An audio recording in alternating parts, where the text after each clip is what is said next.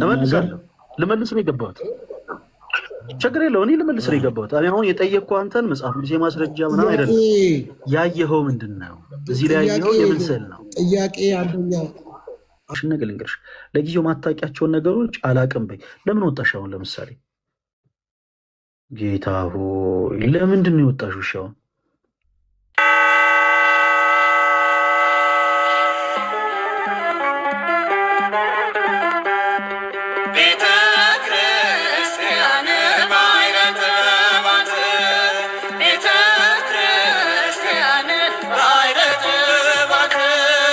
ትችላለህ የማስመሰል እንትን ወጋውልህ እና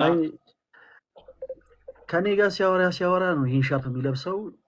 አይዶን ለምን እንደሚለብሰው ይልበሰው። ታሙ አንተ ነገር ይቀጥል፣ አስረዳኝ። እና ደምረው የእናታችንን የቅድስት ድንግል ማርያም ፍቅረ ወልድ ቅዱስ ስዕል አንስቶ ሲያስረዳና ሲያስተምር ነበርና አንተ ጋር የቅድስት ድንግል ማርያም ስዕል አለ ወይ ሲለኝ አጋጣሚ ሆኖ እኔ ጋር ያለችዋ ትንሿ ስለሆነ እሷን አሳየሁት። ይለያያል ቅዱሱ ስዕል ሲለኝ እኔ የተማርኩበትና የተረዳሁበት ለኔ በራሴው ልክ ካንተ ጋር ግን ላይቭ ባንገባ ልትረዳው በምትችለው ልክ ላስረዳ እችላለሁ። ታች ላይ ግን ብዙ አይነት መረዳት ያላቸው ሰዎች ስላሉ ቤተክርስቲያንን በአግባቡ ማስረዳትና መረዳት የሚችሉ ዲያቆናት ወይም ደግሞ መምህራኖች እነሱ መጥተው ያስረዱ። እዚህ ጉዳይ ላይ አላወራም ነው። ለምን ቢባል እኔ አዲስ ክርስቲያን ነኝ። ኦርቶዶክስ ኮንኩኝ አመት ከምናምን ነው። እንደ አዋቂ ሳይሆን እንደ ጎበዝ ተማሪ ነው የማዳምጠው፣ እንደ ጎበዝ ተማሪ ነው ላወራ የምችለው የሚል ሐሳብ ነው። ስለ ቅዱሳን ስዕላት ነው ጥያቄ ያለበትና ያም ቅዱስ ስዕል ለምን የእናታችን የቅድስት ድንግል ማርያም ቅዱሱ ስዕል ተለያየ? በየቦታው የተለያየ አይነት ቅዱስ ስዕል ነው ያለው ነው የሶፊ ጥያቄ። ያ ነው ወንድማችን ዲያቆን ፈለገ አትናቴዎስ። እሺ ተሙይ በጣም ነው የማመሰግነው። ተሙይ በጣም ትልቅ ንግግር ነው የተናገርከው ለዚህች ቅዱስ ቤተክርስቲያን ገና በመንፈስ የተወለድክ ወንድማችን። ስለዚህ እንደ ቤተክርስቲያን ልጅነት ሁሉን ነገር አውቃለሁ አላልክም። የሆኑ ሀሳቦች ሲኖሩ ቤተክርስቲያን መምህራኖች ስላሉ እነሱ ይናገሩ ማለት እጅግ በጣም አሪፍ ነው፣ ሊበረታታ የሚገባ ሀሳብ ነው። ወንድማችን ፓስተር ሶፊ ምንድን ነበረ ከስዕላት ጋር ተያይዞ ጥያቄ? ይለያያሉ ብቻ ነው ጥያቄው? ካልሆነ ምንድን ነው ከስዕላት ጋር ተያይዞ ጥያቄ? ፓስተር አመሰግናለሁ ስለተሰጠኝ እድል። በመጀመሪያ በጣም ደስ ብሎኛል ስላገኘው ይሄን እድል አግኝቼ እንደው ለመማር እድል ስላገኘው ደስ ብሎኛል። ወንድማችን ደምረው ነው ነገሩን ያመጣው። ቅድስት ድንግል ማርያም ፍቅረ ወልድ ብሎ ምስል ይዞ የዮሐንስ ወንጌል ምዕራፍ 2ን ጠቅሶ ድንግል ማርያም እንዴት እንደማለደች ስለ ስዕሉም ዶክተር ሉቃስ የሳለው ነው እና ኤግዛክትሊ ደግሞ ይሄ የቅድስት ድንግል ማርያም ስዕል አይደለም፣ ፎቶዋ አይደለም፣ በምሳሌ ነው። መጽሐፍ ቅዱሱን በስዕል ያሳየን፣ ለዛ ነው ቅዱሳን ስዕል ብለን የምንጠራው ብሎ ደምረው እያስረዳኝ ነበር። እኔ ደምረውን አልተቀበልኩም ስላልጣመኝ፣ መጀመሪያ ደረጃ ደምረው እኔ ውስጥ የከተተው እውቀት ትክክለኛ ነው ወይ የሚለውን አንተ እንድታጠናልኝ እፈልጋለሁ። ምክንያቱም ገና ትኩስ ልጆች ናቸው ስላልክ ቅድም፣ አሁን ገና ትኩስ የተወለዱ ስለሆኑ ይሄን ነገር ልክ ነው ወይ የሚለውን መስማት እፈልጋለሁ ከአንተ ማረጋገጫ። ከዚያ ሲቀጥሎ የደምረው የያዘውን ቅዱሳን ስዕል አየውና ተመስገን እስቲ አንተን የሚያሳየኝ ስለው የተመስገን ይለያል ደምረው ከያዘው። ስለዚህ ስንት ማርያም ነው ያለችው? ስንት አይነት ስዕል ነው ነው ጥያቄ። ሁለቱን እንደ ጥያቄ ላንሳ። ከዛ አንድ አባት ደወሉልኝና እዚሁ ላይ ብላይ ያለው ተመስገን የያዘው የመቅደላዊት ማርያምን ነው፣ የደምረው ደግሞ ፍቅረ ወልድ የቅድስት ድንግል ማርያም ነው አሉ። እሱን እስቲ እናጥራና ከዛ ጥያቄ ካለኝ ጠይቃለሁ። ደምረው ከተናገረውን ጀምር። የደወሉልህ ምን አይነት ማስረጃ ሰጡ? እንደዛ ለማለታቸው ምን አይነት ማስረጃ ሰጡ? ፓስተር ከመቀጠላችን በፊት ማስረጃ አልሰጡኝም። ይሄ ነው ብለው በስልክ እኮ ነው እዚሁ ላይ ያለው እኮ ነው አሁን የነገሩኝ። እሺ ፓስተር ያለውን ነገር የተወሰኑ ነገሮችን ግን መጀመሪያ የተወሰኑ ነገሮችን ተመስገን አይተኸዋል? ተመስገን ያሳየንን አይተኸዋል? አይ ችግር አላየሁትም፣ ግን ችግር የለውም ፓስተር ሶፊ ባላየውም የቤተ ክርስቲያን ትምህርት ተመስገን በያዘው ወይ ደሜ በያዘው ወይ እኔ በያዝኩት ላይ የተመሰረተ ነገር ሳይሆን የጠራ ያለ የተቀመጠ ሀሳብ ስለሆነ እሱን አንስተን እናወራለን። ችግር የለውም። ደሜና ተሙ ያሳያችሁትን የእመቤታችንን ቅዱሳት ስዕላቶች አንድ ጊዜ ከእንደገና አሳዩ። ዝም ብላችሁ አሳዩ ለፓስተር ተሙም ከቻልክ ደሜም ከቻልክ እስክሪናችሁ ላይ አሳዩ። ለፓስተር እና እዚህ ውስጥ ላሉ ሰዎች አሳዩቸው።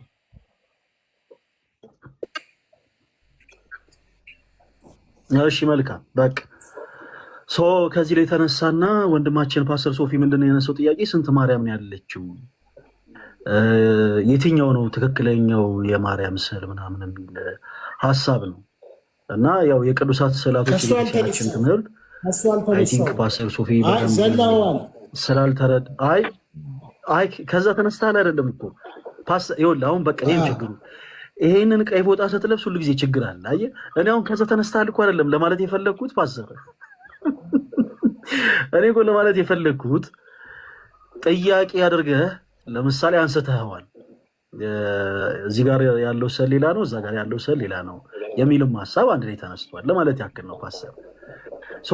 የቤተክርስቲያናችን የቅዱሳት ስዕላቶች ጉዳይ እንደው መጽሐፍ ቅዱሳዊ ከሆነ ሀሳብ ጋር ተያይዞ ያለውን አስተምሮ የተወሰነ ነገር ለማየት እንሞክራለን። እዚህ እንዳይቆራረጥ የምትችሉ ሁላችሁም በደም ኮፒ አድርጉ። ከዛ በፊት ግን ተመሳሳይ አሁን ፓስተር ሶፊ ያነሳውን ሀሳብ አንስቼ ላሳያችሁ። ወደ ትምህርቱ ገባለሁ። እሺ ፓስተር፣ ከዛ በፊት ግን እዚህ እጄ ላይ 66ቱ መጽሐፍ ቅዱስ አለ። እዚህ ላይ ምን ስላለ ፓስተር? እንጃ እኔ ጋር ኔትወርክ ብዙ አይደለም። እስቲ ኔትወርክን አስተካክለውና ይኸው የምን ስላለ ያው የግድ አብረን መቀጠል ስላለብን ያው የግድ ማየት አለብን ፓስተር። እኔ ጠየቅኩትን መጀመሪያ ከዛ ልመልስ ነው የገባሁት። ችግር የለው እኔ ልመልስ ነው የገባሁት። እኔ አሁን የጠየቅኩ አንተን መጽሐፍ ቅዱስ የማስረጃ ምናምን አይደለም። ያየኸው ምንድን ነው? እዚህ ላይ ያየኸው የምን ስዕል ነው? ጥያቄ አንደኛ ጥያቄ ተሰርቆብኛል። ለምን እኔ ጠየቅኩትና እርስዎ እየመለሱ ያሉት ይለያያል። ልመልስ ነው እኔ አሁን እኔ እየመለስኩ አይደለም እኮ ፓስተር፣ መልስ ልመልስ ነው። ቅዱስ ስዕላቶች ምንድን ናቸው? በቤተክርስቲያናችን ውስጥ ያላቸው አገልግሎት ምንድን ነው? ልመልስ ነው። አይደለም ስተዋል። እርስዎ መንገዱን እየሳቱ ነው። ያነሳ ነው ስለ ቅድስት ድንግል ማርያም ነው። ስለ ስዕላት አላነሳንም። ያነሳ ነው አሁን ስለ ቅድስት ድንግል ማርያም ሁለቱ ስዕል እናወራለን። ስለ ድንግል ማርያም ሁለቱ ስዕል ይለያያል የሚል ሀሳብ አንስቶ ነበር አይደለ? ተሙ ደሜም የያዟቸው ስዕላቶች ይለያያሉ የሚል ሀሳብ አንስተው ነበር እሱ ፓስተር። ስለዚህ አንድ ጊዜ ያንን እናጥራ። ሁለት እግር አለን ተብሎ ለዛፍ አይወጣም። በመጀመሪያ ያንን ሀሳብ እናጥረው። ችግር የለም እናወራለን። ስለ እኔ ያልገባኝ እርስዎ የሚመልሱት አይደለም። እኔ ያልገባኝ ደምረው በቀጥታ ይመልሱልኝ። እርስዎ ደምረው ምንድን ነው ያለው? ይሄ የቅድስት ድንግል ማርያም ምስል ፎቶዋ አይደለም፣ በመጽሐፍ ቅዱስ ዶክተር ሉቃስ የሳለው ነውና ኤግዛክትሊ የእሷ ፎቶ አይደለም፣ የእሷ ፎቶ ነው ብለንም አንቀበልም እኛ ኦርቶዶክሳውያን አለ ደምረው። ይህንን መጀመሪያ እርስዎ ያረጋግጡ። ስለዛ እኮ ልነግሮት። እሺ ፓስተር፣ ስለዛ ሀሳብ እኔ እኮ ላስረዶት ነው ልነግሮት ነው። ከዛ በፊት ግን አሁን እርስዎን የጠየቅኩት ጥያቄ ምንም ትምህርታዊ የሆነ ሀሳብ እኮ አይደለም። ያዩትን ለምሳሌ እዚህ ጋር እኔ ይታዩታለሁ ፓስተር፣ ስክሪኑ ላይ ይታዩታለሁ። አዎ አዩታለሁ። በጣም ጥሩ። እዚህ ጋር የምን ስዕል ይታዩታል? አሁን የታዩትን ብቻ ነው የጠየቅኩት ፓስተር። ይሄ አላየሁኝም።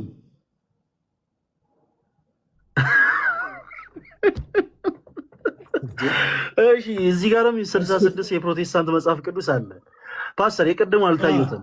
እሺ እዚህ ጋር አሁን የምን ስዕል ይታዩታል ፓስተር? እኔ አላይም። ጥያቄን እስኪመልሱልኝ ድረስ አላይም።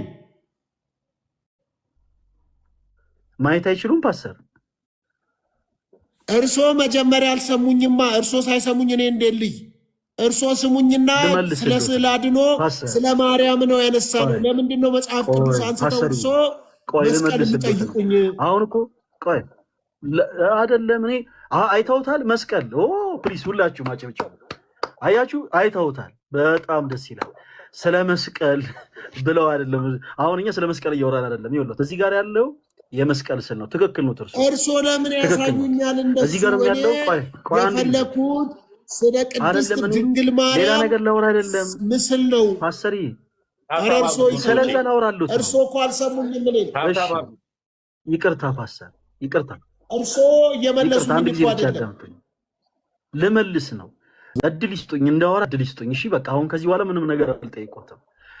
አንድ ነገር ብቻ ብዬ ልጀምር ብዬ ነው። ወደ ትምህርቱ እንገባለን፣ ግን ከመጀመራችን በፊት እርሶ እንደሚገለጹት ነገር አለ። ይሄንን እኔ ሚውት አደርግሎታለሁ። ይሄንን ሚውት አደርግሎታለሁ። ደምረው ፎቶ አይደለም የማርያም ፎቶ አይደለም ብሏል። እርሶ የማርያም ፎቶ ነው ብለው ያምናሉ ወይ? መጀመሪያ ይሄ ትኩስ ኦርቶዶክስ ስለሆነ ቅድም ተናግረዋል። ትኩሱ እንደዚህ መናገር አይችልም። ስለዚህ መጀመሪያ የማርያም ፎቶ ኤግዛክትሊ የእሷ ፎቶ ነው ወይ እኔም እንድቀበለው አሜን ብዬ እንድቀበል የእሷ ነው ወይ? ሁለተኛስ ደምረው የያዘውና ተመስገን የያዘው ለምን ተለያዩ ሁለቱ?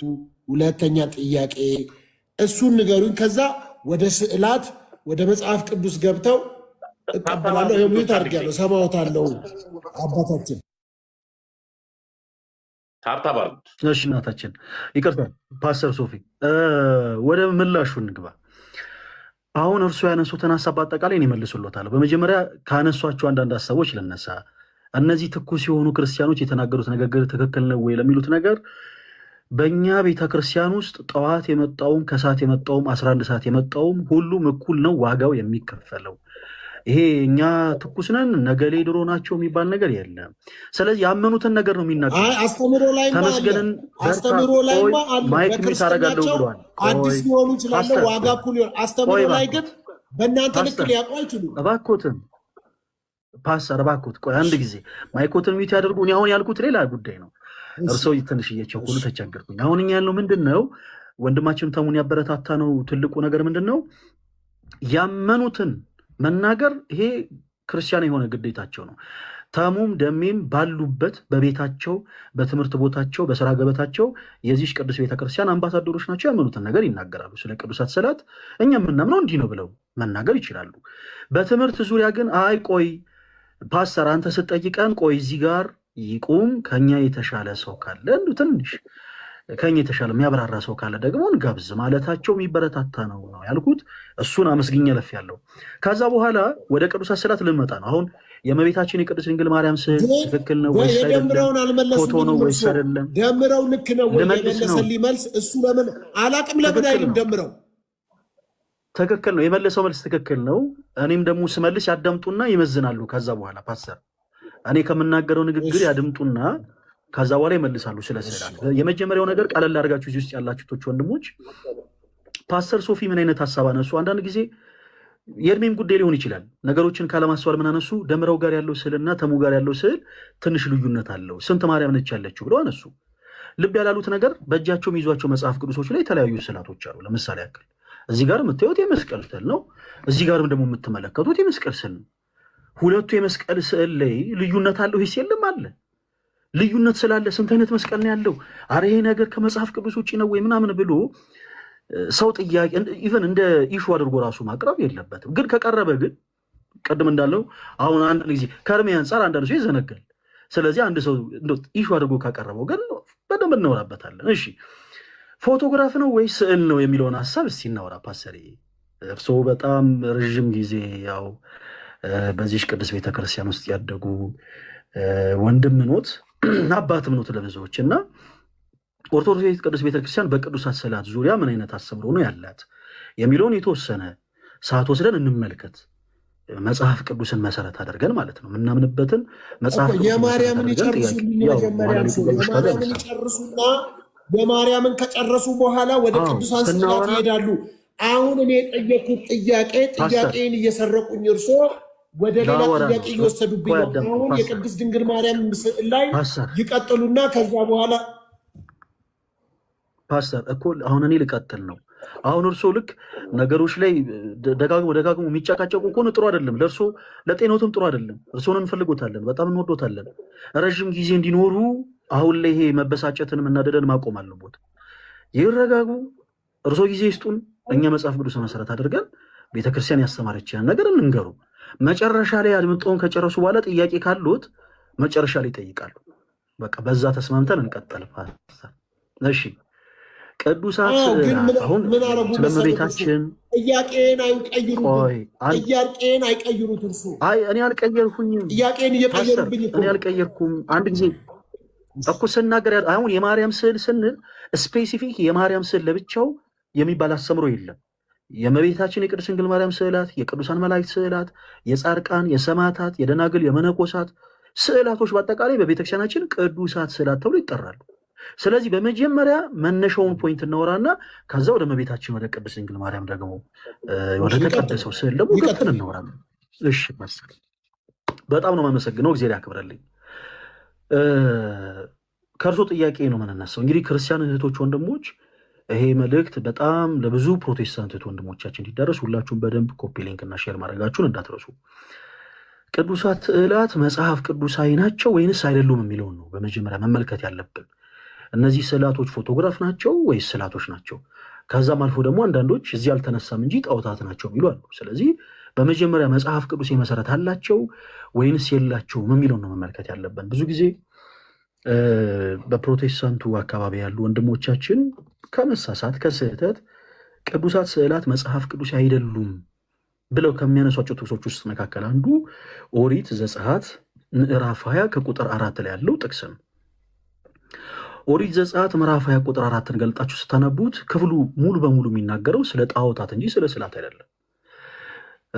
የመጽሐፍ ቅዱሱ ክፍል እንደዚህ ይላል፣ በላይ በሰማይ ካለው በታች በምድርም ካለው ከምድርም በታች ከውኃ ውስጥ ካለው የማናቸውን ምሳሌ ለአንተ አታድርግ፣ አታምልካቸው፣ አትስገድላቸውም ይላል። እዚህ ክፍል ላይ አምላካችን እግዚአብሔር ጣዖታትን እንጸየፍ ዘንድ ያዘዘበት የመጽሐፍ ቅዱስ ክፍል ነው። እኛም በእግዚአብሔር አንድነትና ሶስትነት የምናምን ክርስቲያኖች አምላካችን እግዚአብሔር ላይ ደብለን የምናመልከው አንድም ጣዖት የለም። ጣዖታትን እንጸየፋለን። ጣዖታትን ለመጸየፋችን መነሻ የሚሆነን የመጽሐፍ ቅዱስ ክፍልም ደግሞ ይህ ነው። ከስዕላት ጋር የሚገናኝ ሀሳብ የለውም። ብዙ ጊዜ ዘዳግም 4ም ይነሳል። ቅዱሳት ስዕላቶች በፍጹም መጽሐፍ ቅዱስ መሰረት የላቸውም ለማለት ፕሮቴስታንት ወንድሞቻችን ዘዳግም 4ንም ያነሳሉ። ቃሉ ተመሳሳይ ነው። በላይ በሰማይ ካለው በታች በምድርም ካለው በወንድም ይሁን በሴት አምሳል ከምድርም በታች ውኃ ውስጥ ካለው በሰማይም ካሉ ሰራዊቶች ሁሉ የማናቸውንም ምሳሌ ለአንተ አታድርግ፣ አታምልካቸው፣ አትስገድላቸው ይላል። ሰዎች እግዚአብሔር አምላክን ከማምለክ ወጥተው አንዳች የሆነ ነገርን ወርሽፕ የሚያደርጉ ከሆነ ቆይ እስክጨርስ ማዳመጥ አለበት። ይኸውልህ አሁን የማይረጋጉ ከሆነ መጨረሻ ላይ ነው መጠየቅ ያለበት። ፓስተር አሁን እርስዎ ተረጋግተው ያድምጡ። አንድ ጊዜ እርስዎ ማይኮተ ሚዩት ያደረጉና ቀደም እንደተስማማ ነው እኛ ከጨረሰን በኋላ እዚህ ጉዳይ ላይ ይኸው ጥያቄ አለ። በመጀመሪያ ሁልጊዜም መነሻውን ነው ማውራት ያለብን። አንድን ሀሳብ መነሻውን እናወራና መጽሐፍ ቅዱሳዊ የሆነ መሰረት እንዳለው እንተማመንና ከዛ በኋላ ወደ ሌሎች ደግሞ ሀሳቦች ደግሞ ገብተን ደግሞ በደንብ እናወራለን። ለምሳሌ ይሄ ፎቶ ይሄ ለምን ተለያየ ለምን እንዳልሆነ የኔን ጥያቄ ለምን አይመልሱትም? እሱን ዘለው ሄዱ እኮ ፓስተር እባክዎ እርሶ ብቻ ይረጋጉ። መቼ ነው የሚመጡት? እርሶ መቼ ነው የሚመጡት? አሁን የተወሰነ አሁን እኮ ይኸውልዎት የእርሶ አለመረጋጋት እንጂ እስካሁን እኮ በጣም ብዙ እንደው ትንንሽ የሆኑ የመጽሐፍ ቅዱስ ሀሳቦችን አንስተን አውርተን ጨርሰን ነበረ። ሲጀመር እኛ ብዙ ምንፈጀው ነገር የለም። ቤተክርስቲያን በስንዱ እመቤት ነች። ለእያንዳንዱ ጥያቄ ምላሽ የሚሆኑ ሀሳቦችን ለልጆቿ ታስተምራለች። ስለዚህ ያለውን ነው እኛም ሼር የምናደርገው። ስለዚህ የተወሰነ ሰዓት ያዳምጡን። ስለ ቅዱሳት ስዕላቶች ያለውን የቤተክርስቲያን አስተምሮ የተወሰነ ይመልሱ። እኮ ያድምጡኛ ፓስተር ችግር የለውም እንዴ። ይሄ እኮ ግዴታችን እኮ ነው። እኛ እኮ ክርስቲያኖች ነን እኮ።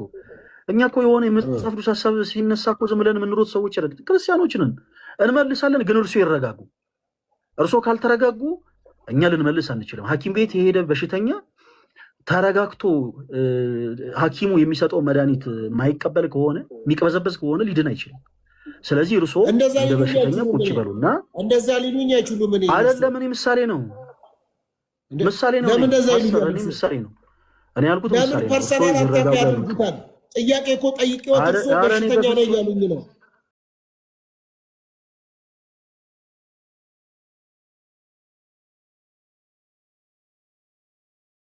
በፍጹም በሽተኛ ነህ አንተ ስለጠየቅኩት የጠየቅኩትን ጥያቄ መልስልኝ እባክዎት ስል አይደለም። ኖ እርሶማ በስጋ እኮ በሽተኛ ኖት አይደለም እኮ ያልኩት እኮ።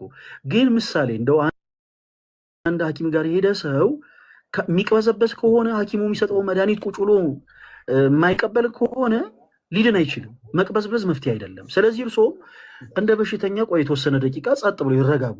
ታኙ ስሎት ይተኙ። እሺ ጀርቦትን ስሎት ጀርቦትን ይስጡኝ። መጽሐፍ ቅዱስን አንስቼ ስነግሮት ያድምጡኝ። ከዛ በኋላ ጥያቄ ይጠይቁኛል እርሶ። እሺ እስኪጨርስ 2 ደቂቃ ይስጡ። በቃ 2 ደቂቃ ብቻ ያዙ። እሺ ሰጥቶታል። ግን እርሶ ጥያቄን ተረድተውታል፣ አግኝተውታል። እስኪጨርስ ቆይ አሁን እኮ በቃ እንደ በሽተኛ ሆኗልን እኮ ፓስተር። አሁን እርሶ እንደ በሽተኛ ጸጥ ይበሉ። ጥያቄን ግን ተረድተውታል። እኔ ምን እንደጠየቅኩት ቆይ በኋላ ላይ አሁን እኮ በኋላ ላይ እኮ ያነሱታል እኮ ሪፍሌክት ያደርጋሉ ፓስተር። እኔ ትሄድቦታለሁ አለው እኮ። ግን ምንድን ነው የጠየቅኩት? እኔ ጥያቄ ገብቶታል? ምንድን ነው የጠየቅኩት? ገብቶኛል። አሁን የጀመርነውን ነገር እርሶስ ገብቶታል? የጀመርኩት ስለምንድን ነው? እሺ ገብቶታል? ጥያቄ እንድገሙልኝ እርሶ እኔ የጠየቅኩትን። በጣም ጥሩ። የቅድስት ድንግል ማርያም ስዕል ፎቶግራፍ ነው ወይንስ ስዕል ነው ብሎ ነው የጠየቁት። ይሄን ጥያቄ ነው በመጀመሪያ የምመልሰው። ሌላ ጥያቄ አልተቀበልኩኝም። አሁን በመጀመሪያ ይሄን ጥያቄ እየመለስኩኝ ነው። እርሶም ደግሞ ይሄ ጥያቄ እንደጠየቁ አንድ ብለው አምነዋል። ስለዚህ ጥያቄውን ልጨርስ፣ ከዛ በኋላ ሌላውን ጥያቄ ይቀጥላሉ። ሁለት ግራ ነው ወደዛ ባይወጣ ጥያቄን ረስተውት ሄደዋል መሰለኝ። ትንሽ ረስተውት ሄደዋል። አይ ይኸው አንድ ብለዋል እኮ እርሶ ፓስተር። ጥያቄውን እየመለስኩ ነው። ስለዚህ አዳምጡ እሺ ፓስተር። ይረጋጉ፣ ግድ የለም አይኮትም የሚታደርጉ እኛ አንድ ይቅርታ፣ አሁን ዲያቆን ፈለገ ሲናገሩ አንተ ማዳመጥ ነው ያለብህ። እንኳን ዲያቆን ፈለገ እኛን እንኳን የምንናገሩን አዳምጣላ። ስለዚህ ይናገሩ፣ ሀሳባቸውን ይጨርሱ። ከፈለግ ከአንተ መጻፍ ካለብህ ጻፍ፣ አለቀ። እኛ እዚህ ጋር እየሰማን ብዙ ሰው እየተሰማን ነው። ስለዚህ ይጨርሱ። ከዛ በኋላ ያለውን አሁን እሳቸው እያደረጉ ያሉት አውድ ጠብቀው ነው የሚነግሩ። የሆነ ቡጭቅ አድርገው የሚነግሩ። በመሰረቱ ለአንተ ብቻ አይደለም፣ እዚህ ውስጥ ላሉ ኦርቶዶክሳውያን እኔ ጋም ተመስገን ጋም አንተ ጋም ዲያቆን ፈለገ ጋም ኦርቶዶክሳውያን አሉ። ለእነርሱ ጭምር ነው አሁን የሚናገሩትን ትምህርት የሚናገሩት ለእነርሱ ጭምር ነው። ከአንተ የሚጠበቀው ደቂቃ ስጣቸው። ከዛ በኋላ ጻፍ። ጥያቄ የፈጠረብን ትጠይቃለህ። ፔሬድ። እሺ አንተ ለምንድን ነው ሳይድ የምትይዘው? ለሳቸው አሁን ደግሞ ሌላ ርዕስ ያነሳሉ። እንግዲህ ፓስተር አሁን ይኸውልዎት ይረጋጉ። አሁን ይኸውልዎት ይረጋጉ። ሁላችሁም እኔ ጋር ያላችሁ እኔን ብቻውን ነው ብሎ ነው ለእርሶ ሳይድ አድርጎ የሚናገረኝ። ቆይ ፓስተር አሁን ይተዉ እንደዚህ። አሁን እርሶ ትልቅ ሰው ኖት። ይሄ ትንንሽ ልጆች ለምን ሳይድ ይይዛል ታዲያ? አሁን ስለ መጽሐፍ ቅዱስ እናውራ አይደል? በቃ ይቅርታ ያድርጉለት ፓስተር፣ ይቅርታ ያድርጉለት። እንቀጥል። ይቅርታ ማድረግ አለማድረግ አለም ሀሳብ ነው የሰጠው። ለምን እርሶ ዲያቆን እርሶ ተጨንቀው እስከተናገሩ ድረስ የሚያዳምጠው ህዝብ አለ። እነዛን ህዝብ ማክበር አለበት። ለምንድነው ሳይድ ያዝከው ካሉኝ እኔ በእምነት የሚመስሉኝ ወንድሜ ናቸው። ስለዚህ ሳይድ አለመያዝ አልችልም። ከአንተ ጋር አለም ቅዱስ ቁርባኑ የምካፈለው ከእሳቸው ጋር ነው። ፔሬድ። መልካም። አሁን ረዥም እድሜ እና ጤና ይስጥልን ወንድሞች። ለዲያቆን እድሉን ትሰጠዋለህ አትሰጠውም? ሶፊ አይ ይሰጡኛል። እኔ ላይ ለምን የተነሳችሁት እናንተ? አይ ተነስተን እንኳን አይደለም በመጽሐፍ የማስረጃ መልስ ለመስጠት እየሞከርን ነው። እኔ ቁጭ ብያለሁ። ተረጋጋ በቃ ፓስተር። እሺ ይቀጥል። እኔ ጋር ያላችሁ ወንድሞች ሁላችሁ ፓስተር ሶፊ ቤት ገቡና ታካሚኖት ይረጋጉ እያላችሁ ጻፉላቸው፣ እንዲያስታውሱት ታካሚኖት ይረጋጉ፣ እርሶ ታካሚኖት ይረጋጉ እያሉ ጻፉላቸው። እኛ እስከዛ መጽሐፉ ሲያሰቦችን እያነሳን እናውራ። ፓስተር እስከዛ ማይቸው ቢተረጋጉ በመጽሐፉ ሲማስረጃ ያለውን ነገር እናውራ። መጽሐፍ ቅዱስን አምጥተው የተነሱበትን ልንገሩት። የመጽሐፍ ቅዱስ ላይ የተለያየ አይነት መስቀል ምስል አለ። የመስቀሉ ስዕል የተለያየ ስለሆነ ዲዛይኑ መስቀል አይደለም ማለት አይደለም፣ ዲዛይኑን የተለያየው ብለው እንደውም መለሱ እኮ።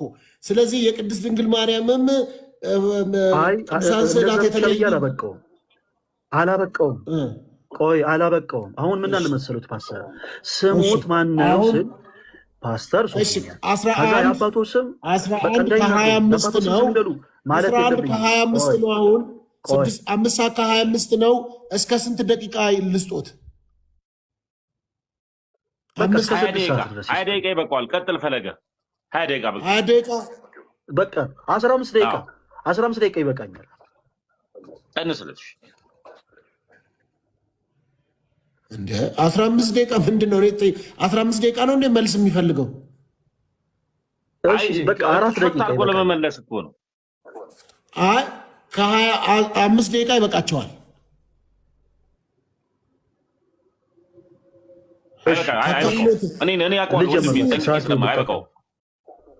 ከአሁን በኋላ እዚህ እኔ ጋር መታችሁ ታካሚ ኖት የምትሉ ሰዎች ብሎክ ነው የምትደረጉት። ታካሚ ኖት ይላሉ እዚህ የመተው እሱ ላኳቸው ሰዎች ናቸው። እዚህ መተው ታካሚ ኖት ብለው የሚጽፉት አይደለም። እኔ አዝዣቸው እኮ ነው ፓስተር ሪማይንድ እና እንዳለ ታካሚ ኖት ይረጋጉ ይላሉ። እንደ ማን ነው የሚያክመኝ? የት ነው የታመምኩት? የክርስቶስ ቃል ያክሞታል።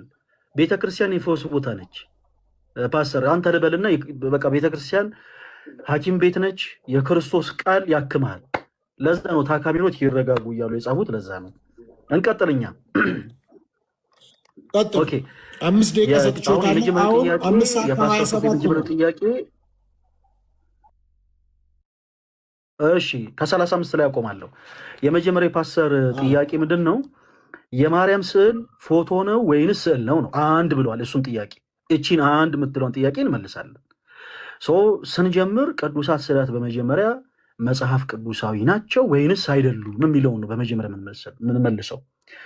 ቅድም ሳነሳላችሁ ነበረ። እዚህ ውስጥ ያላችሁ ክርስቲያኖቶች ወንድሞች በደንብ አዳምጡኝ። ቅዱሳት ስዕላት በተለምዶ ፕሮቴስታንት የሆኑት ወንድሞቻችን ብዙ ጊዜ ከጌታ ቃል ጋር የታረቁ ስላልሆኑ እንዲሁ በጭፍን በቃ መጽሐፍ ቅዱስ አይደሉም ለማለት የሚያነሷቸው ጥቅሶች ለጣዖታት የተቀመጡ ናቸው። ለምሳሌ ያክል ዘዳግምን አነሳን። ከዛ ደግሞ ኦሪት ዘጸአት ምዕራፍ 20 ከቁጥር 4 ላይ ያለው ክፍል በላይ በሰማይ ካለው በታች በምድርም ካለው ከምድርም በታች ከውኃ ውስጥ ካለው የማናቸውን ምሳሌ ለአንተ አታደርግ፣ አታመልካቸው፣ አትስገድላቸው ይላል። አሁን ይሄ ሀሳብ የተቀመጠው ስለ ጣዖታት እንጂ ስለ ቅዱሳት ስዕላቶች አይደለም። ቅዱሳት ስዕላት መጽሐፍ ቅዱሴ ናቸው። ኦፍኮርስ መጽሐፍ ቅዱሴ ናቸው። እንዴት እኛ ዝም ብለን ክርስቲያን የሆኑ ሰዎች እንደ ፓርላማ ጨብጭበን አጽድቀነው ነው ወይ? አይደለም፣ አይደለም። የእግዚአብሔር ቃል ይናገራል። እዚሁ ዘጸአት ምዕራፍ 20 ላይ ጣዖታትን ሰዎች እንዲጸየፉ እግዚአብሔር አምላክ ካዘዘ በኋላ 5 ምዕራፍ ወደፊት ሙቭ ስታደርጉ ዘጸአት ምዕራፍ 25 ከቁጥር 18 ላይ 2 ኪሩቤል ከተቀጠቀጠ ወርቅ ስራ ብሎ አምላካችን እግዚአብሔር እንዳዘዘ እንመለከታለን። በቀጥታ አያችሁ። ስለዚህ ቅዱሳት ለሆኑ ነገሮች እና እርኩስ ለሆኑ ነገሮች ቃል መጽሐፍ ቅዱስ ላይ የተቀመጠው ተለያይቶ ነው። ለምሳሌ አሁን እዚህ መጽሐፍ ቅዱስ ላይ ፕሮቴስታንት የሆኑ ወንድሞቻችን ማጆሪቲው እንዲሁ በጭፍን ስዕላት መጽሐፍ ቅዱስ አይደሉም ይሏቸዋል። መጽሐፍ ቅዱሳቸው ላይ ግን ስዕል እንዳለ ይዘነጉታል። እዚህ ላይ ያለው የምን ስዕል ነው? የመስቀል ስዕል። ከየት አምጥታችሁን የሳላችሁት? ዳያፍኖ አይዲያ ማን ነው ሳሉ ያላችሁ? ምንም አይነት ምላሽ የላችሁም። እኛ ግን መሰረት ያለን አማኞች ስለሆነ ነው። ኦፍኮርስ መጽሐፍ ቅዱስ ማስረጃ አለን። እውነት መጽሐፍ ቅዱስ ናቸው ወይ? አሁንስ ቅዱሳት ስዕላቶች? አዎ በሚገባ። አንደኛ ነገሥት ምዕራፍ 6 ከቁጥር 9 ላይ ስትመለከቱ በቤቱ ግንብ ሁሉ ዙሪያ ለአምልኮተ እግዚአብሔር በተሰራው መቅደስ በቤቱ ግንብ ሁሉ ዙሪያ በውስጥና በውጭ የኪሩቤል መላእክት ስዕላት እንዲሳሉ አምላካችን እግዚአብሔር እንዳዘዘ እንመለከታለን። በጣም የሚገርማችሁ ቁጥር 27 ላይ ከፍ ብላችሁ ስትመለከቱ የኪሩቤል መላእክት ስዕላት ክንፎቻቸው ከአንደኛው የግንብ ጫፍ እስከ ሌላኛው የግንብ ጫፍ ተዘርግተው እንደተሳሉ ይናገራል።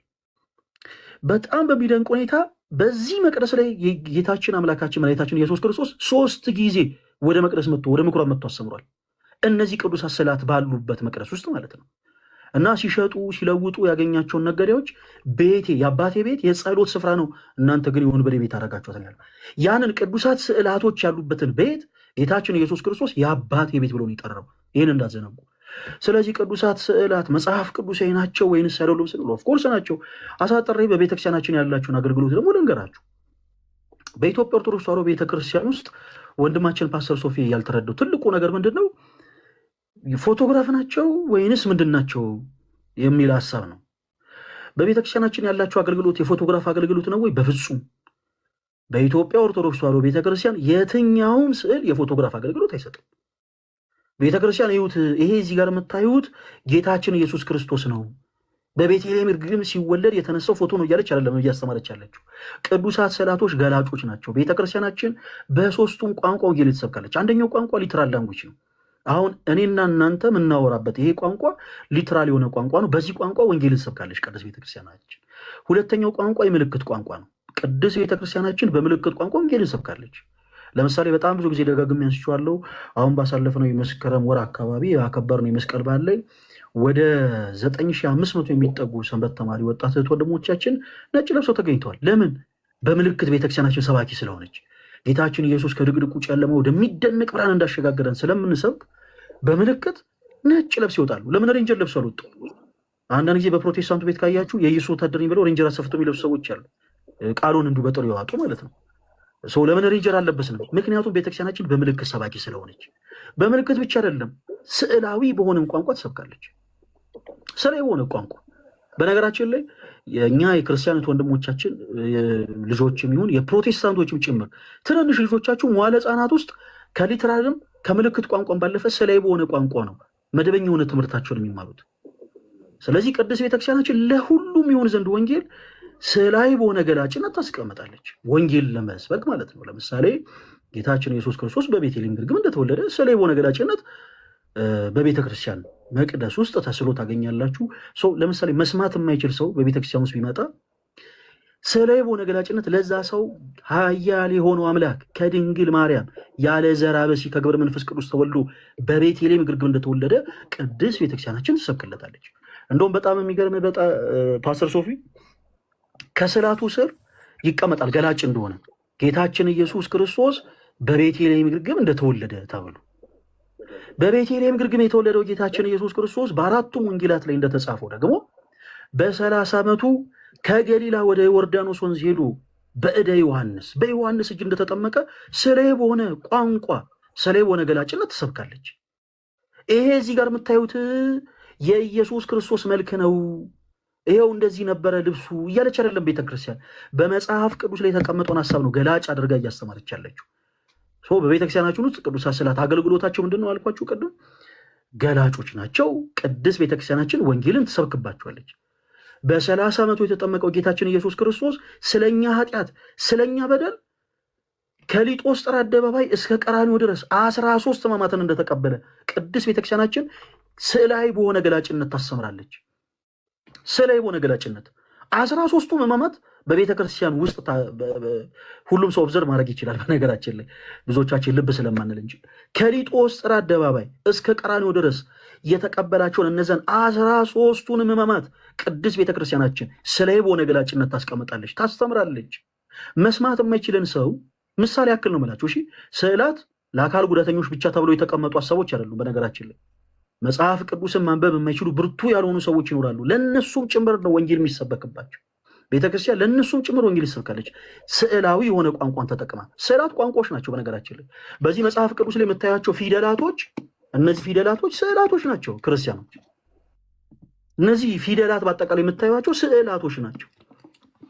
ስዕላት ቋንቋዎች ናቸው። በቤተክርስቲያናችን ብዙ ሰው የማይረዳው ነገር ልክ እንደ ፎቶግራፍ አድርገን የምንጠቀምባቸው የምንገለግልባቸው ነው ይመስላቸው። ሌላው እዚህ ጋር ማንሳት ያለብን ካለኝ ሰዓት አንጻር ቶሎ ልበል። ማንሳት ያለብን ትልቁ ነገር ምንድን ነው? ብዙ ጊዜ ፕሮቴስታንት ወንድሞቻችን ከየት አይታችሁ ነው የሳላችኋቸው የሚል ጥያቄ ያነሳሉ። እናንተ እኮ ክርስቲያኖች በጣም ደፋሮች ናችሁ። እንደው የማርያምን ሳሉ፣ የገብርኤልን ሳሉ፣ የሚካኤልን ሳሉ፣ እንዴት የሥላሴን ስዕል ትስላላችሁ? ትሪኒቲን የሚያክል ከባድ ሚስጥር እኮ በወረቀት ልታሰፍሩ የሞከራችሁ ደፋር ፍጥረታቶች ናችሁ ይሉናል። ከመጽሐፍ ቅዱስ ጋር ይውላችሁ በቃ በጣም የተቃረነ ሰው ዲስ ማች ነው እንዲሁ አይኑን ጨፍኖ የሚከራከራችሁ።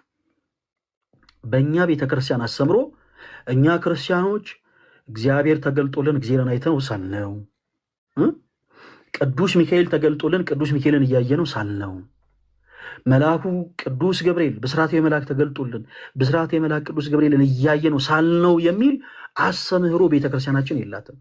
ቅዱሳት ስዕላቶች ምንድን ናቸው አለን ቅድም? ክርስቲያኖቶች ወንድሞች ገላጮች ናቸው። ወንጌል ቆይ እቺን ልጨርስ፣ ግድ የለም ሀሳብ ችግር የለም። እቺን ሀሳብ ልጨርሳል። ግድ የለም አሁን ሰው እየተማረ ስለሆነ ሰዓት ይሞላል። ግድ የለም እቺን ሀሳብ እየጻፍኩ ነው እርሶ ከሚናገሩት እኮ። እሺ እኮ እቺን ሀሳብ ብቻ ልጨርስ ይፈቀድልኝ። እቺን ሀሳብ ብቻ ልጨርሳል። እቺን ሀሳብ ብቻ ልጨርስ። ፍቅር አንድ ደቂቃ ጨርስ። እሺ ሰው ቅዱሳት ስዕላቶች እነገሌ አይተው ሳሉ የሚባል አስተምሮ የለም። ቅድም በአንደኛ ነገሥት ምዕራፍ 6 ከቁጥር 29 እንዳነሳ ነው። ለምሳሌ የኪሩቤል መላእክትን ስዕል የሳለው ሰው ኪሩቤል ተገልጠውለት ክንፎቻቸውን ዘርግተው እያየ ሳለ የሚል መጽሐፍ ቅዱስ የሆነ ጽንሰ ሀሳብ የለም። ስዕላት ገላጮች ስለሆኑ ክርስቲያኖቶች ወንድሞች መላእክት እንደሆኑ እንዲያጠይቅ ክንፎችን አድርጎ ሳላቸው። ኪሩቤል የምንላቸው በአራት ገጽ ያሉ መላእክቶች ናቸው። ስለዚህ ገላጭ በሆነ መልኩ አስቀመጣቸው ይላል እንጂ መጽሐፍ ቅዱስ እያያቸው ተገልጦለት ሳለ የሚል ሀሳብ የለም። በአጭሩ ቅዱሳት ስዕላቶች ፎቶግራፍ ናቸው ወይ? አይደሉም።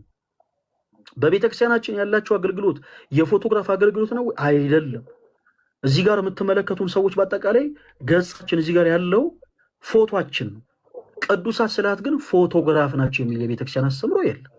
አገልግሎታቸው ይፍን የፎቶግራፍ አይደለም፣ ገላጮች ናቸው።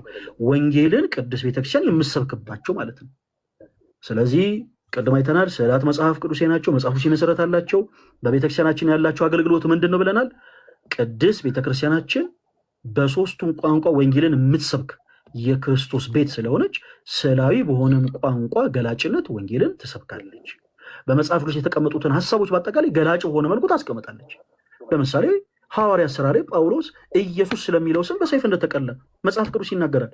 ያንን ገላጭ በሆነ መልኩ ቅዱስ ቤተክርስቲያን ወንጌልን ለልጆቿ ተሰብካለች። ከስዕሉ ስር እንደውም ይቀመጣል ገላጭ ስለሆነ ቅዱስ ጳውሎስ ስለ ክርስቶስ ስም በሰይፍ እንደ ተቀላ ተብሎ፣ ጴጥሮስ ስለ ክርስቶስ ተዘግዝቆ እንደ ተሰቀለ። አያችሁ። በቤተክርስቲያናችን ያላቸው አገልግሎት ይሄ ነው።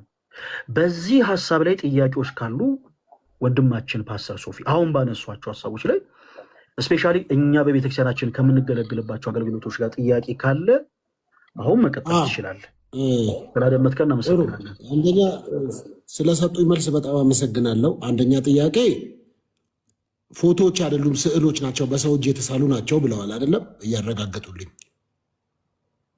አዎ መጽሐፍ ቅዱስ በሰው እጅ እንደተጻፈ ቅዱሳት ስዕላቶችን በሰው እጅ የተሳሉ ናቸው፣ መጽሐፍ ቅዱስ መሰረት ያላቸው።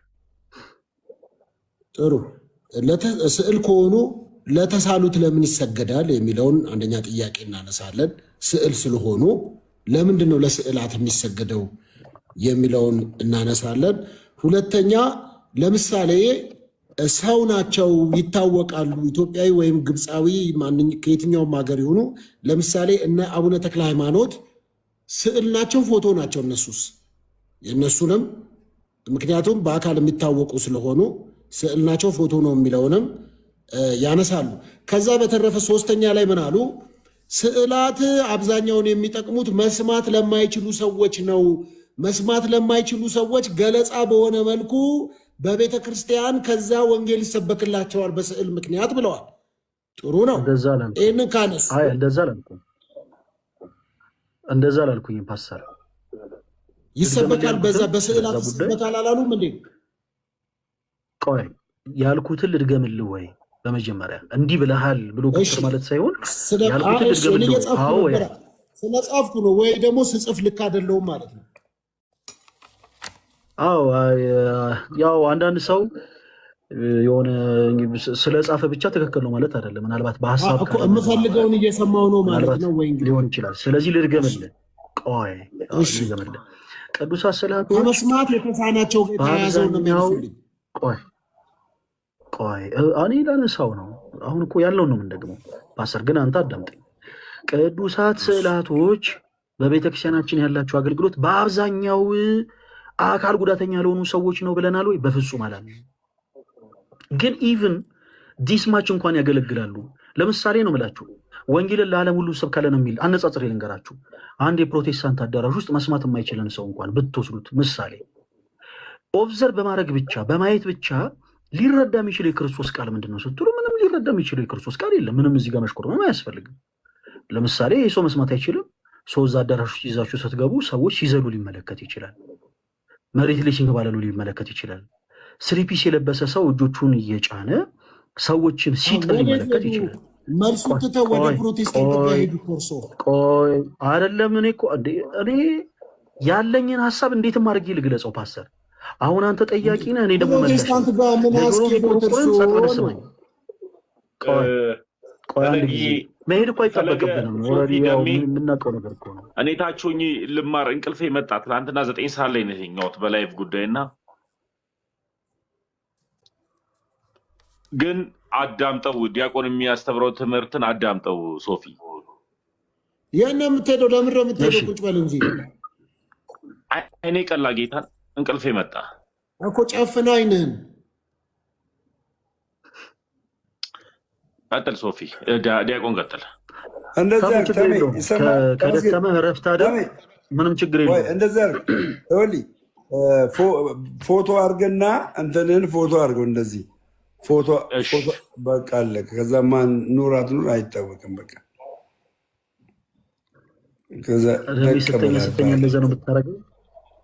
እናሳ እኔ የምፎገረው ስል ብቻ ነው።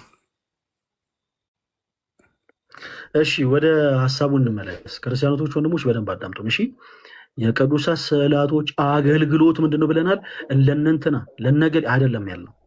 ቅዱሳት ስዕላቶች በቤተክርስቲያናችን ያላቸው አገልግሎት ወንጌልን ለመስበክ ነው። የቤተክርስቲያን ልሳኖች ናቸው። ቅዱሳት ስዕላቶች ቋንቋዎች ናቸው። ቋንቋ በሶስት ይከፈላል። ይህንን አሁን ፓስተር ስንናገር አልሰማንም። ይኸውላችሁ ትልቁ ችግር እዚህ ጋር ነው። ቋንቋ በስንት ይከፈላል አለን? በሶስት። አንደኛው ሊተራል የሆነ ላንጉዌጅ ቃል በቃል የምንነጋገረው ቃል፣ ሁለተኛው የምልክት ቋንቋ፣ ሶስተኛው ስዕላዊ ቋንቋ። ቅድስት ቤተክርስቲያናችን በሶስቱም ቋንቋዎች የክርስቶስ ኢየሱስን ወንጌል ትሰብካለች። በቃ ወንጌል የሚሰበከው ለማን ነው? ለዓለም ሁሉ። እሺ አሁን ፓስተር የሆነ ፒክ አድርገህ የሆነ የሰማውን ፓርት ብቻ ኦኬ ለነገሌ ነው ማለት የለብን። ወንጌል የሚሰበከው ለማን ነው ብለናል? ለዓለም ሁሉ። ቤተክርስቲያናችን በሶስቱም ቋንቋ ወንጌልን የምትሰብከው ለነገሌ ብቻ ሳይሆን ለዓለም ሁሉ ነው። ለምሳሌ በምልክት ቋንቋ ስንሰብክ ቅድም የሆነ ምሳሌ አንስቼልሃለሁ ፓስተር፣ አሁንም ልድገም። ለምሳሌ እኛ በባለፈው መስከረም ላይ መስቀል በዓል ስናከብር ሰንበት ተማሪዎች ብቻ 9500 ሆነው ነው የወጡት።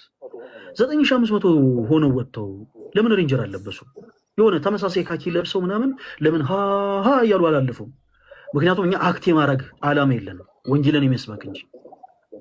አክት የማድረግ ፍላጎት ያላቸው አንዳንድ ሰዎች ሬንጀር ለብሰው መጽሐፍ ቅዱስን ይዘው የኢየሱስ ወታደር ነኝ እያሉ ድው ያደርጋሉ።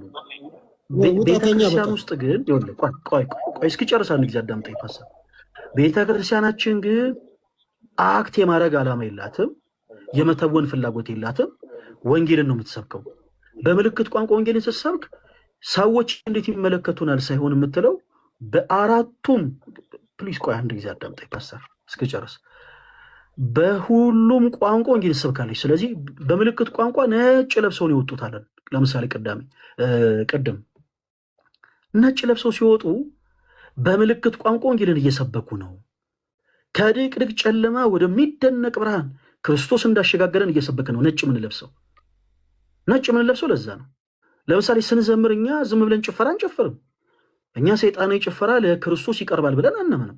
እጆቻችን እናሸበሽባለን። ይሄ በምልክት መስበክ ማለት ነው።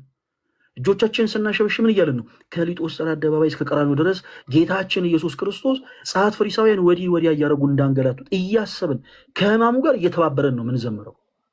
ከዛ አሸብሽበን ደግሞ እናጨበጭባለን። ኃያል የሆነ አምላካችን የሚፈራ ግሩም ሆኖ ሳለ በእኛ ዘንድ ግን ትሑት የሆነው ጌታ በጥፊ መጸፋቱን እያሰብን እናጨበጭባለን። ቤተክርስቲያን በምልክት ትሰብካለች አለን። ይሄ ብቻ አይደለም፣ ስዕላዊ በሆነ ቋንቋ ወንጌልን ትሰብካለች። ለምን? ስዕላቶች ቋንቋዎች ስለሆኑ። አሁን ወደ ጥማት ወደ ተሳናቸው ወደ ምን ልመጣ ነው? አዳምጠኝ። ለምሳሌ በምልክት ቋንቋ የሚናገሩ ሰዎችን አነሳን ምሳሌ ብለን። በምልክት ቋንቋ የሚናገረን ሰው መስማት የማይችለን ሰው ለምሳሌ ወደ ፕሮቴስታንት አዳራሽ ብንወስደው በማየት ኦብዘርቭ በማድረግ ብቻ የሚገባው ወንጌል አለው? የለም፣ ድራማ ብቻ። ተረዳሁት እኮ እኔ ተረድቻለሁ። የተረዳሁት ነገር ምን አለ መሰሉት? አይ ዲያቆን ልክ ነው። እኔ ጥያቄው እንደ እርሶን ቅድም እንደ አይደለም ቅድም እርሶን እኮ 10 ደቂቃ እኮ ሰማሉ። መሆን የለበትም ለፓስተር ሶፊ ብቻ ሳይሆን አይንዲ የሚባል መቼ ጥያቄ ገና ጥያቄ ነው። ቅድም 10 ደቂቃ አወሩ። አሁን ሌላ 10 ደቂቃ እርሶ ብቻ ነው አንተ ጠይቀህ አንተ ብቻ ነው ያደረከው። ቆይ አይደለም ቅድም መጀመሪያ የሳቱት ነገር እርሶ ሁለቱም አይደለም ሁለቱም ደምረው አሁን እኮ ይሄ እኮ ቻይልድሽ የሆነ ነገር እኮ ነው። ሰዎች ዲስማችም አንደ ልጅ እኮ መሆን የለብንም። አሁን ይኸውልህ ለአንተ ብቻ አይደለም መልሰው እርሶ ብቻ ነው እንደሚያወሩት ታዲያ እኔ ብቻ ነው የማወራው አላልኩም። ሐሳቡን ልጨርስ ብቻ ነው ያዘው አይደለም። ተመስገን ቅድም የያዘው አይደለም። ተመስገን ቅድም የያዘው ይሄ ምስል የቅድስት ድንግል ማርያም አይደለም ነው ብዬ ጠይቄታለሁ። አልመለሱም። የማን ነው ይሄ? ልመልስ ነው ፓስተር። አሁን የሰባ ሐሳብ አይደለም እኮ ይሄ በጣም ሲምፕል ነገር ነው። እንመልሰዋለን ፓስተር። እኔ እኮ ሲምፕሉን ሲምፕል አድርገው ይመልሱ። ይሄው 30 ደቂቃው ነው ተርሰው ሲያወሩ እናዳምጠኝ ፓስተር እንዴ እኔ የፈለግኩት ነገር ብቻ ይነገርልኝማ ማለት እኮ የለብህም። አሁን ስለ ቤተክርስቲያናችን ስንናገር ፓስተር እንደውም እኮ ለአንተ እኮ ልዩ ቦታ የሚኖረን ምንድን ነው? ብዙ ጊዜ ፓስተር ሶፊ የቅድስት ቤተክርስቲያንን ትምህርት ስናስተምር ፖዘቲቭ ሆኖ ይሰማናል እያለን ነው። አሁን ደግሞ ፖዘቲቭነትን ትተህ ደግሞ ዝም ብለህ ኖ ካልሰማሁ ነው ማለት የለብህም። እንወድሃለን፣ እናከብርሃለን። ስለዚህ ለአንተ ያለን አክብሮት እኔ ማንንም እሰማለሁ። እኔ አሁን ያልኩት ጥያቄ ስጠይቆት እርሱ ጥያቄ ነው የጠየኩት። እኔ አይደል እንደ ጥያቄ ነው ያነሳሁት። ቆይ አንተ በለኝ፣ ችግር የለውም ፓስተር። አሁን እኔ አንተ በለኝ፣ ችግር የለውም። እኔ አንተ እኮ ለኛ ወንድማችን ነህ። አሁን እኔ እኮ እርሶን ነው የጠየኩት። ቆይ እኔ አንድ ማልስማማበት ነገር አለ።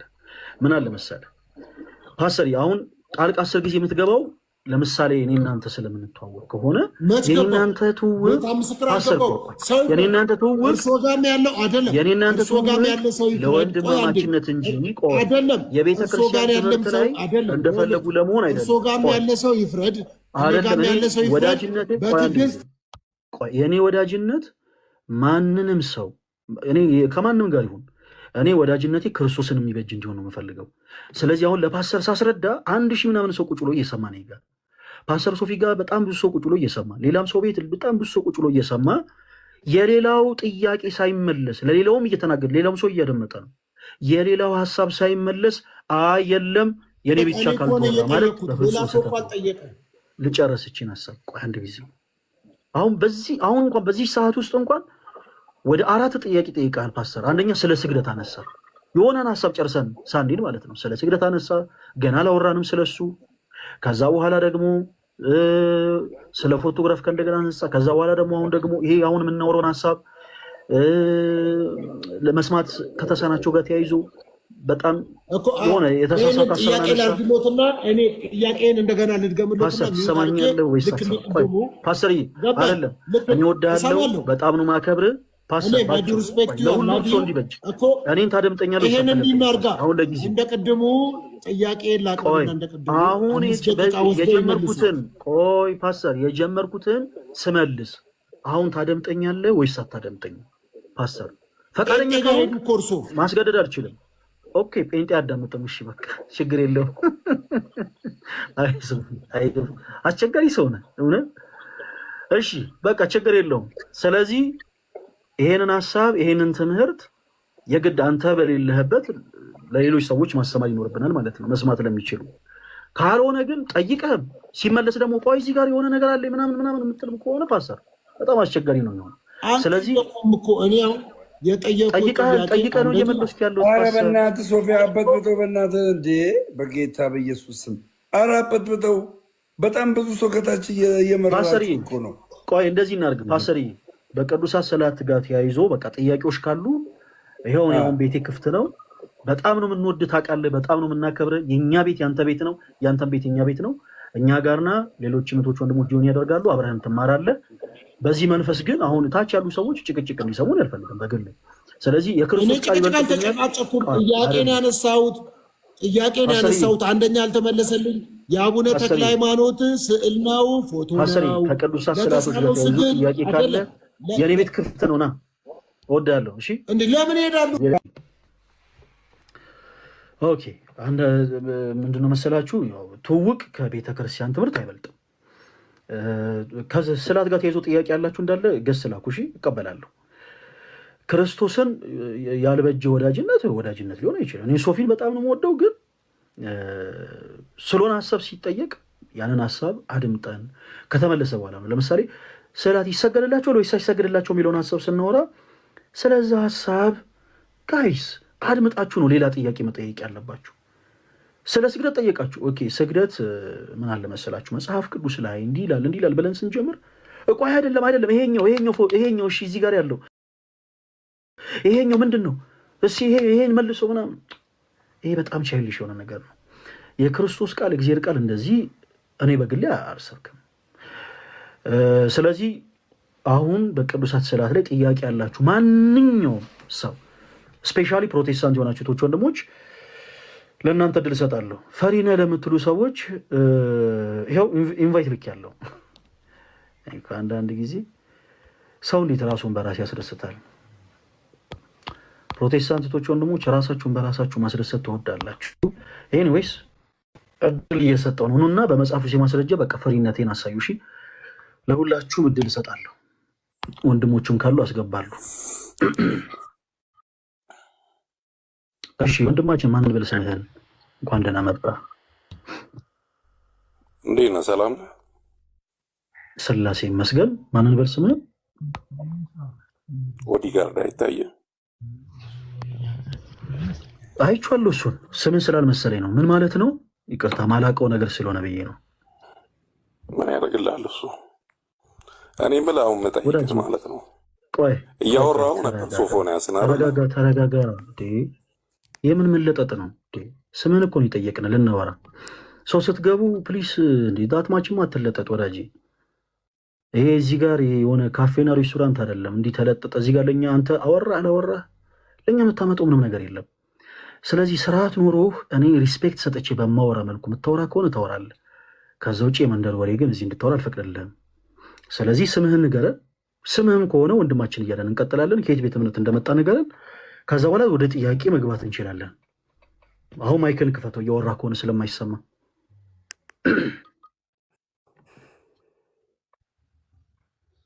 እያወራ ከሆነ አይሰማም። የማይክ ምልክቱን ታች ክፈተው። ኦኬ ወጣ። ሰላም ነው።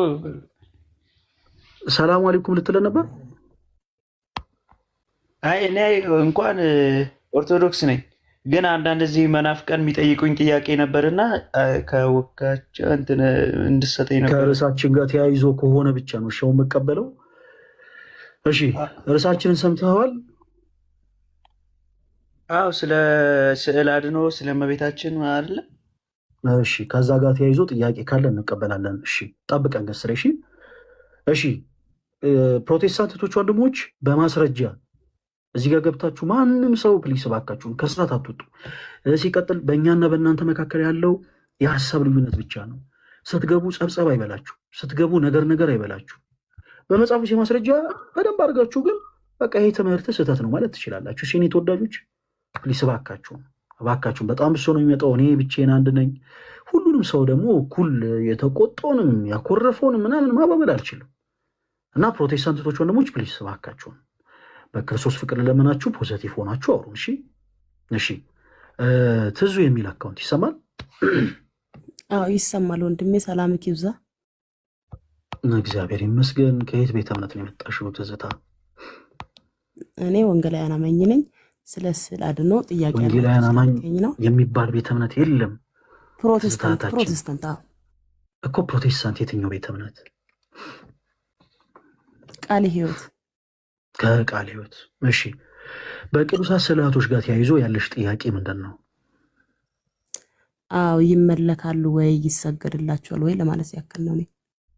በጣም ጥሩ። መጽሐፍ ቅዱሳዊ ነው ወይ ለማለት ነው። መልካም። ስለዚህ ቅዱሳት ስዕላት መጽሐፍ ቅዱሳዊ ናቸው ወይንስ አይደሉም ከሚለው እንጀምር። ቅዱሳት ስዕላት መጽሐፍ ቅዱስ አይደሉም ብለሽ ታምኛለሽ ትዝታ? ስዕሎች አዎ ማለት እንደዛ መጽሐፍ ቅዱሳዊ የሚል ነገር መጽሐፍ ቅዱስ ላይ ስለሌለ ችግር የለም። ተረድቼሻለሁ ሀሳብሽን ትዝታ። አሁን ግን አንድ ነገር ላይ ተረጋጊና አዳምጪኝ እሺ። አሁን ይሰገዳል ወይስ አይሰገድም የሚለውን ከማውራታችን በፊት መጽሐፍ ቅዱሳዊ ናቸው ወይንስ አይደሉም የሚለውን ነገር ማስቀደም አለብን። እሺ ትዝታ። ስለዚህ መጀመሪያ አሁን እንግዲህ እኔ ፕሮቴስታንቶች የሚሉትን አሰብነው ቅድም ስናገር ነበር። እስኪ እናንተ ፕሮቴስታንቶች ወንድሞች እናንተው ራሳችሁ ባለቤት ሁኑና ቅዱሳት ስዕላት መጽሐፍ ቅዱሳዊ አይደሉም የሚል የመጽሐፍ ቅዱስ ማስረጃ ስጡ። እኔም አደምጣለሁ፣ እናወራለን። እሺ አንድ ማስረጃ ስጪ። መጽሐፍ ቅዱሳዊ አይደሉም የሚል አባባሌ ቃል በቃል አይደለም። እሺ ትዝታ፣ ለምሳሌ ኢየሱስ ያድናል የሚል ጥቅስ የለም አይደል መጽሐፍ ቅዱስ ላይ? ኢየሱስ ያድናል ይታደጋልም እንጂ አያድንም የሚል አሁን ኢየሱስ አያድንም ብዬሻለሁ ትዝታ። ለምን ፖዚቲቭ ያድናል የሚል አለ ወይ ስላልከኝ ነው። ቃል በቃል ኢየሱስ ያድናል የሚል ጥቅስ መጽሐፍ ቅዱስ ላይ የለም አይደል? አለ ቃል በቃል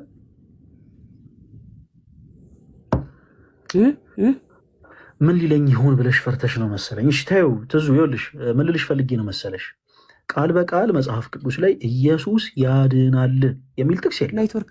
ኢየሱስ ክርስቶስ አዳኝ እንደሆነ ግን መጽሐፍ ቅዱስ ይናገራል። የኢየሱስ ክርስቶስን አዳኝነት መጽሐፍ ቅዱስ በደንብ በሰፊው ይናገራል። ስለዚህ ስለ ክርስቶስ አዳኝነት ስንጠይቅሽ እኛም ስንጠየቅ የምናወጣው ስለዚህ ኢየሱስ ብቻ ነው መጽሐፍ ቅዱስ የሚናገረው። ቆይ እህቴ ትዝታ፣ አንድ ጊዜ ምሳሌ እኮ ነው የነገርኩሽ እህቴ። ስለዚህ አንቺ ቅዱሳት ስዕላት መጽሐፍ ቅዱስ አይደሉም የሚል ቃል በቃል ልክ እኔ እንዳልኩት ጥቅስ አምጪልኝ አይደለም ያልኩሽ። በመጽሐፍ ቅዱስ የማስረጃ ስዕላቶች መጽሐፍ ቅዱስ እንዳልሆኑ የሚያሳይ ማስረጃ፣ ሀሳቡን የሚያብራራ የሚያስረዳ የመጽሐፍ ቅዱስ ጥቅስ አውጪልን፣ አብረን እንቀጥላለን። እኛም ደግሞ ጥቅሶችን እያወጣን እያሳየንሽ እንቀጥላለን። ትዝታ ምን ላይ እናውጣ? እኔ አሁን እያልኩ ያለሁት መጽሐፍ ቅዱስ እንግዲህ ስገዱ የሚለው ለኢየሱስና ለኢየሱስ ብቻ ነው ማለት ስለ ስዕል ምናምን አሁን እሺ፣ ስለ ስግደት እናወራ። እሺ ስለ ስግደት በቃ ታዩ። ስዕላት መጽሐፎች ናቸው ወይስ አይደሉም የሚለውን ታዩ። ምን አሁንም እኔ ከእንደገና እያነሳው ከምንዝግ አንቺ ወደ ፈለግሽው ሀሳብ ልግባልሽ። ስግደት የሚገባው ለማን ነው እያልሽን ነው ትዝታ? ሲያልሹን ግን ለማን ብቻ ነው? አዎ የሚገባው ለማን ነው? አዎ ይሄ ለቅዱሳን የምትለው ለማርያምም መጽሐፍ ቅዱሳዊ ነው ምልክ ማለት ነው። አለ ወይ ይሰገድላቸዋል ወይ? አዎ እና እሱን እናወራለን በደንብ ችግር የለውም ትዝታ። በመጽሐፉ ማስረጃ እናወራለን። እሺ መጽሐፍ ቅዱስ ግን አንቺ በቤተ እምነትሽ ስግደት ለማን ብቻ ነው የሚገባው ይልሻል። መጽሐፍ ቅዱስ ምን ይላል? ለማን ብቻ ነው የሚገባው ይላል በእናንተ አስተምህሮ?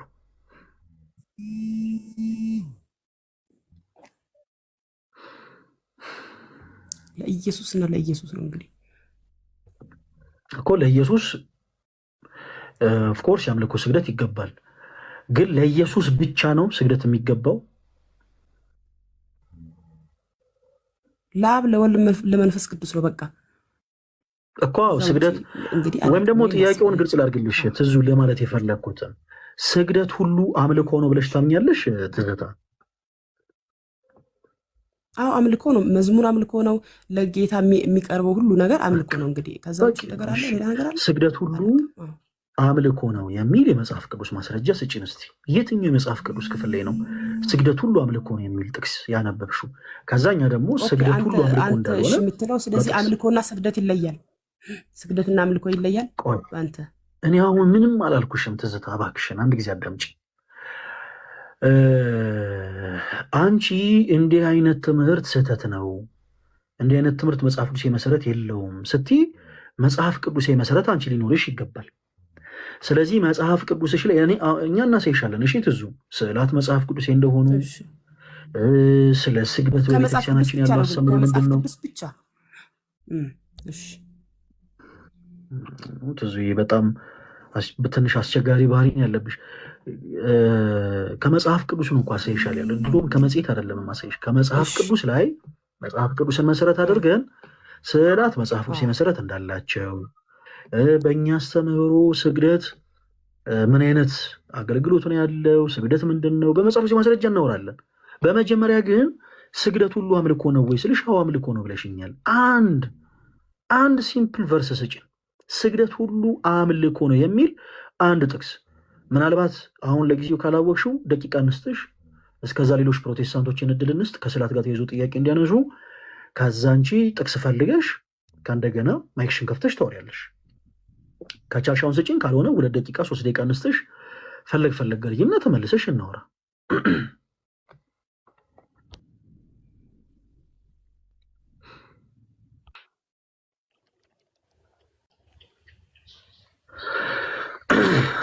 ትዝታ እንዴት ይሻላል?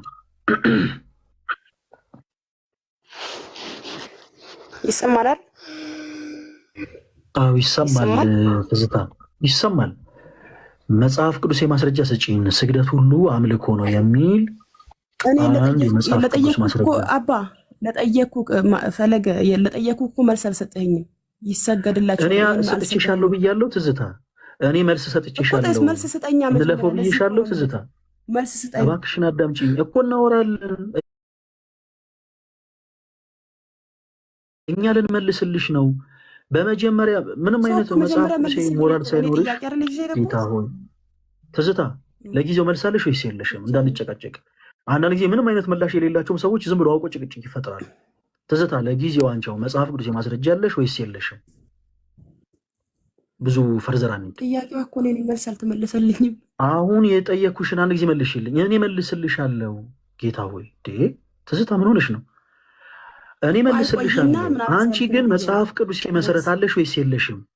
ለጊዜው በቃ አሁን ባጭሩ፣ አሁን ለጊዜው መጽሐፍ ቅዱስ መሰረት አለኝ ወይም የለኝም በይን፣ እኛ እንመልስልሻለን። እኔ ከጥግ እስከ ጥግ መጽሐፍ ቅዱስ በጣም በቂ መልስ ያለው እኮ ነው። እኔ ማምን አንድ ቨርስ እኛ ይኸውልሽ 10 ጥቅስ ልናወጣ ነው። ቆይ አዳምጪ። ስግደትን የሚመለከት 10 ጥቅስ ልናወጣ ነው። አንቺ አንድ ጥቅስ ስጭን እስቲ። ስግደት ሁሉ አምልኮ ነው የሚል አንድ እስቲ መሰረት እኮ ካለሽ እኮ በቃ በሱ ነው። ከዛ እኔን ጠይቀኝ፣ ደግሞ የምትጠይቀኝ የትኛው ነው የምትጠያቀኝ? ለስዕል የቱ ለጊዜው በቃ ችግር ልልፍሽ በቃ ትዝታ ይኸውልሽ፣ ሌላው ጊዜ ቆይ ልመልስልሽ ነው። የሆነ ጥቅስ ልጀምር ነው። አይዞህ እኔ አልሽኮረመምም። እሺ እኔ ክርስቲያን ነኝ። ስለዚህ በመጽሐፍ ቅዱስ የማስረጃ ጥቅስ እያወጣሁ በደንብ አድርጌ አሳይሻለሁ። ሌላው ጊዜ ግን አንቺ አንድ ባህል ማድረግ ያለብሽን ነገር ልንገርሽ። ለጊዜው ማታውቂያቸውን ነገሮች አላቅም በይ። ለምን ወጣሽ? አሁን ለምሳሌ ጌታ ሆይ ለምንድን ነው የወጣሽው? አሁን በጣም አታርክሙን። እንደው በመድኃኒዓለም አታርክሙን። እሺ እንቀጥል። ግርምሽ የሚል አካውንት ይሰማል?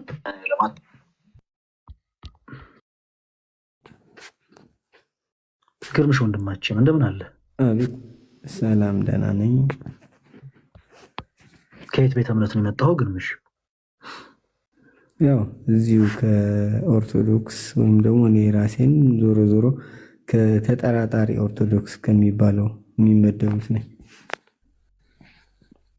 ተጠራጣሪ ኦርቶዶክስ የሚባል ቤተ እምነት አለ ሳይሆን ራሴን አንዳንድ ነገር በመፈተሽ የሆነ ነገር በቃ የሚያጠራጥርህ ነገር አለ አይደለ? እሱ ነገር በማሰብ ነው።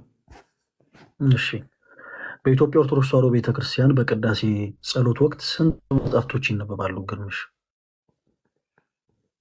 አይ ይህንን ሙሉ ኦርቶዶክስ አማኝ ያውቀዋል ብዬ አላስብም።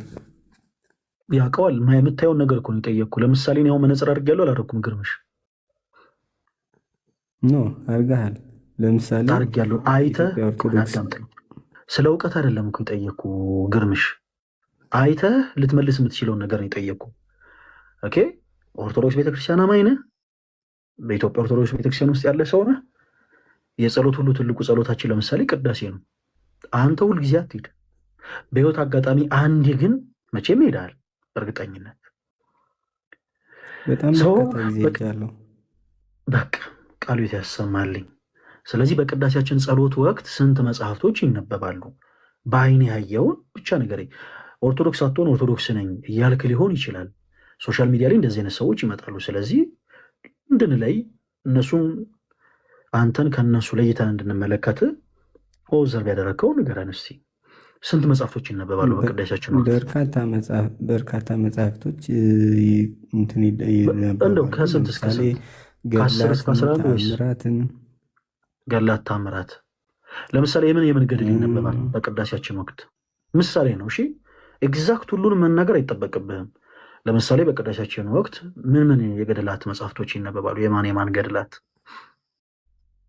ለምሳሌ በሄድኩበት በዕለቱ ሲሆን ገድለ ተክለ ሃይማኖትም ሊሆን ይችላል። ገድለ በቃ በዛን ዕለት ያደረጉት ገድል የሚነበብ። አሁን እኮ ለምሳሌ በብዙ ገድላቶች አሉ አይደለ? በቅዳሴ ወቅት የሚነበቡት ከነዛ ውስጥ የማን ሲነበብ አይተሃል? ምሳሌ የተወሰኑትን ጥራልኝ። ገድለ ተክለ ሃይማኖት ለምሳሌ አቅራቢያ ያለ ቤተክርስቲያን ስለሆነ ኦኬ። ተክለ ሃይማኖት ቤተክርስቲያን በቅዳሴ ጸሎት ወቅት እሺ፣ ገድለ ተክለ ሃይማኖት ይነበባል። እሺ፣ ከዛ ሌሎች መጽሐፍቶች ምንድን ነበር ያልከን? ከገድላት ውጪ ታምራትን ሊሆን ይችላል። እሺ፣ የምን ታምር ሲነበብ ነበረ በቅዳሴ ጸሎት ወቅት? ታምረ ማርያም። ታምረ ማርያም። እሺ፣ ሌላስ? አይዶን ነው ይሄን ያህል ብዙም እንትን አላልኩትም እና ብዙ ናቸው ስላልክ እሺ፣ ከታምር ደግሞ ጨረስን። እሺ፣ የተወሰኑ የታምራት መጽሐፍቶች አሉ። እሺ፣ ሌላስ ምን አይነት መጽሐፍቶች ይነበባሉ? ድርሳን ይነበባል? ማርያም። በጣም አሪፍ። እሺ፣ ሚካኤል የሚሆንሽ ኦኬ። እሺ፣ ውዳሴ ማርያም። ሌላስ? ድርሳነ ሚካኤል። ድርሳነ ሚካኤል አሪፍ። እንግዲህ ያው እዛው እጅ ቀልብ ሰጥቼ ስለማልሰማ ነው መሰለኝ፣ ወይም ደግሞ በግዕዝኛ ስለሚነበብ አብዛኛው ጊዜ ይህን ያህል እንትን የለውም። ይህን ያህልስ አላስተዋልኩም። በግዕዝ ከተነበበ ለምሳሌ ገድለ ተክለ ሃይማኖት እንደሆነ በምን አወቅ? በግዕዝ የሚነበብ ከሆነ ማለት ነው። ለምሳሌ አሁን ካህኑ ሲያነብ ወመሰ ይፈቅርክሙ ሰሚዖቴ መጥዋቴ ትበላክሙ እያለ በግዕዝ ለምሳሌ እንዲህ አለ። ገድለ ተክለ ሃይማኖት ይሁን ድርሳነ ሚካኤል ይሁን ታምረ ማርያም ይሁን ድርሳነ ገብርኤል ይሁን በምን አወቅ አንተ ለይተህ? ግዕዝ ስለማላክ ስላልከኝ ማለት ነው። ኦልሬዲ ለምሳሌ እኔ ትግርኛ ተናጋሪ ነኝ፣ አማርኛም ይኸው አንተ ጋር እያወራው ነው። ትንሽ አንዳንዴ የሚገባህ ነገር አለ። ግዕዝኛ እንትን ሲል ትንሽ የፐርሰንት አላቅም ብለህ ነበር እኮ ግዕዝ አይገባኝም ብለህ ነበር እኮ። ግዕዝ ይገባሃል እንዴ? አማርኛ እያወራሁ ነው ያልኩ እኮ ነው። ለምሳሌ ችግር የለውም ግርምሽ። አሁን መጀመሪያ ላይ ግዕዝ ስለማይገባኝ ብለህ ነበረ። ከዛ አሁን ደግሞ ትንሽ ትግረኛ ቋንቋ ስለምችል ከግዕዝ ጋር ስለሚቀራረብ አልከኝ። እስኪ ከሰማሃቸው ቆይ ችግር የለውም ከሰማሃቸው ውስጥ እስቲ አንተ ገብቶ የተረዳኸውን እስቲ አንድ የግዕዝ ንባብ እስቲ ዝም ብለህ በልልኝ እስቲ። እንደው ከቋንቋ ጋር ስለተቀራረበ ይህንን አሁን እኔ ያውቀዋለሁ የምትለውን እስቲ አንድ የግዕዝ ቃልም ቢሆን አንድ የግዕዝ ንባብ በልልኝ እስቲ እንስማ።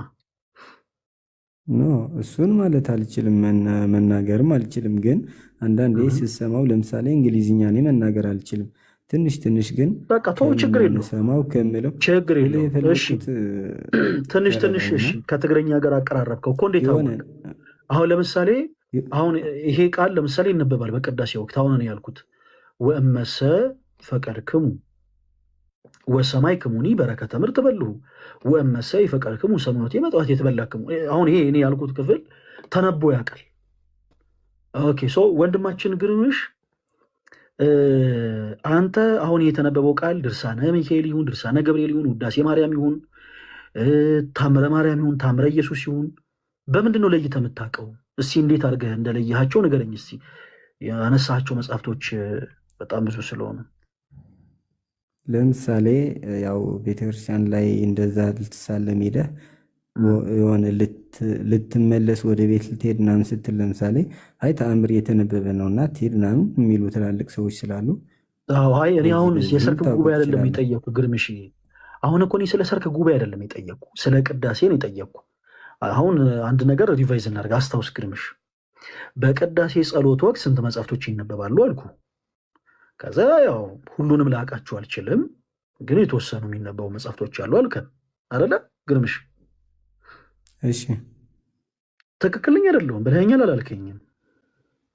አይ ብለሃል። ማለቴ ብዙዎች ስለሚነበቡ ብለሃል ወይስ አላልክም? አንተ ቆይ ያላልከውን ነገር ብለሃል እንዳልን አንድ ጊዜ ብለኸኛል። ምን ምን መጽሐፍቶች ሲነበቡ በቅዳሴ ጸሎት ወቅት ለምሳሌ ምን ምን መጽሐፍቶች ሲነበቡ ሰማል? ለምሳሌ ገድለ ተክለ ሃይማኖት፣ እሺ 1። ከዛ ከታምር ደግሞ ታምረ ማርያም 2። ከዛ ውዳሴ ማርያም 3። ከዛ ድርሳነ ሚካኤል 4። ከዛ ድርሳነ ገብርኤል ይነበባል አልከን 5። የተወሰኑትን አወቅን፣ ሁሉንም ባይሆን የተወሰኑትን ነገርከን፣ በቅዳሴ ጸሎት ወቅት የሚነበቡትን።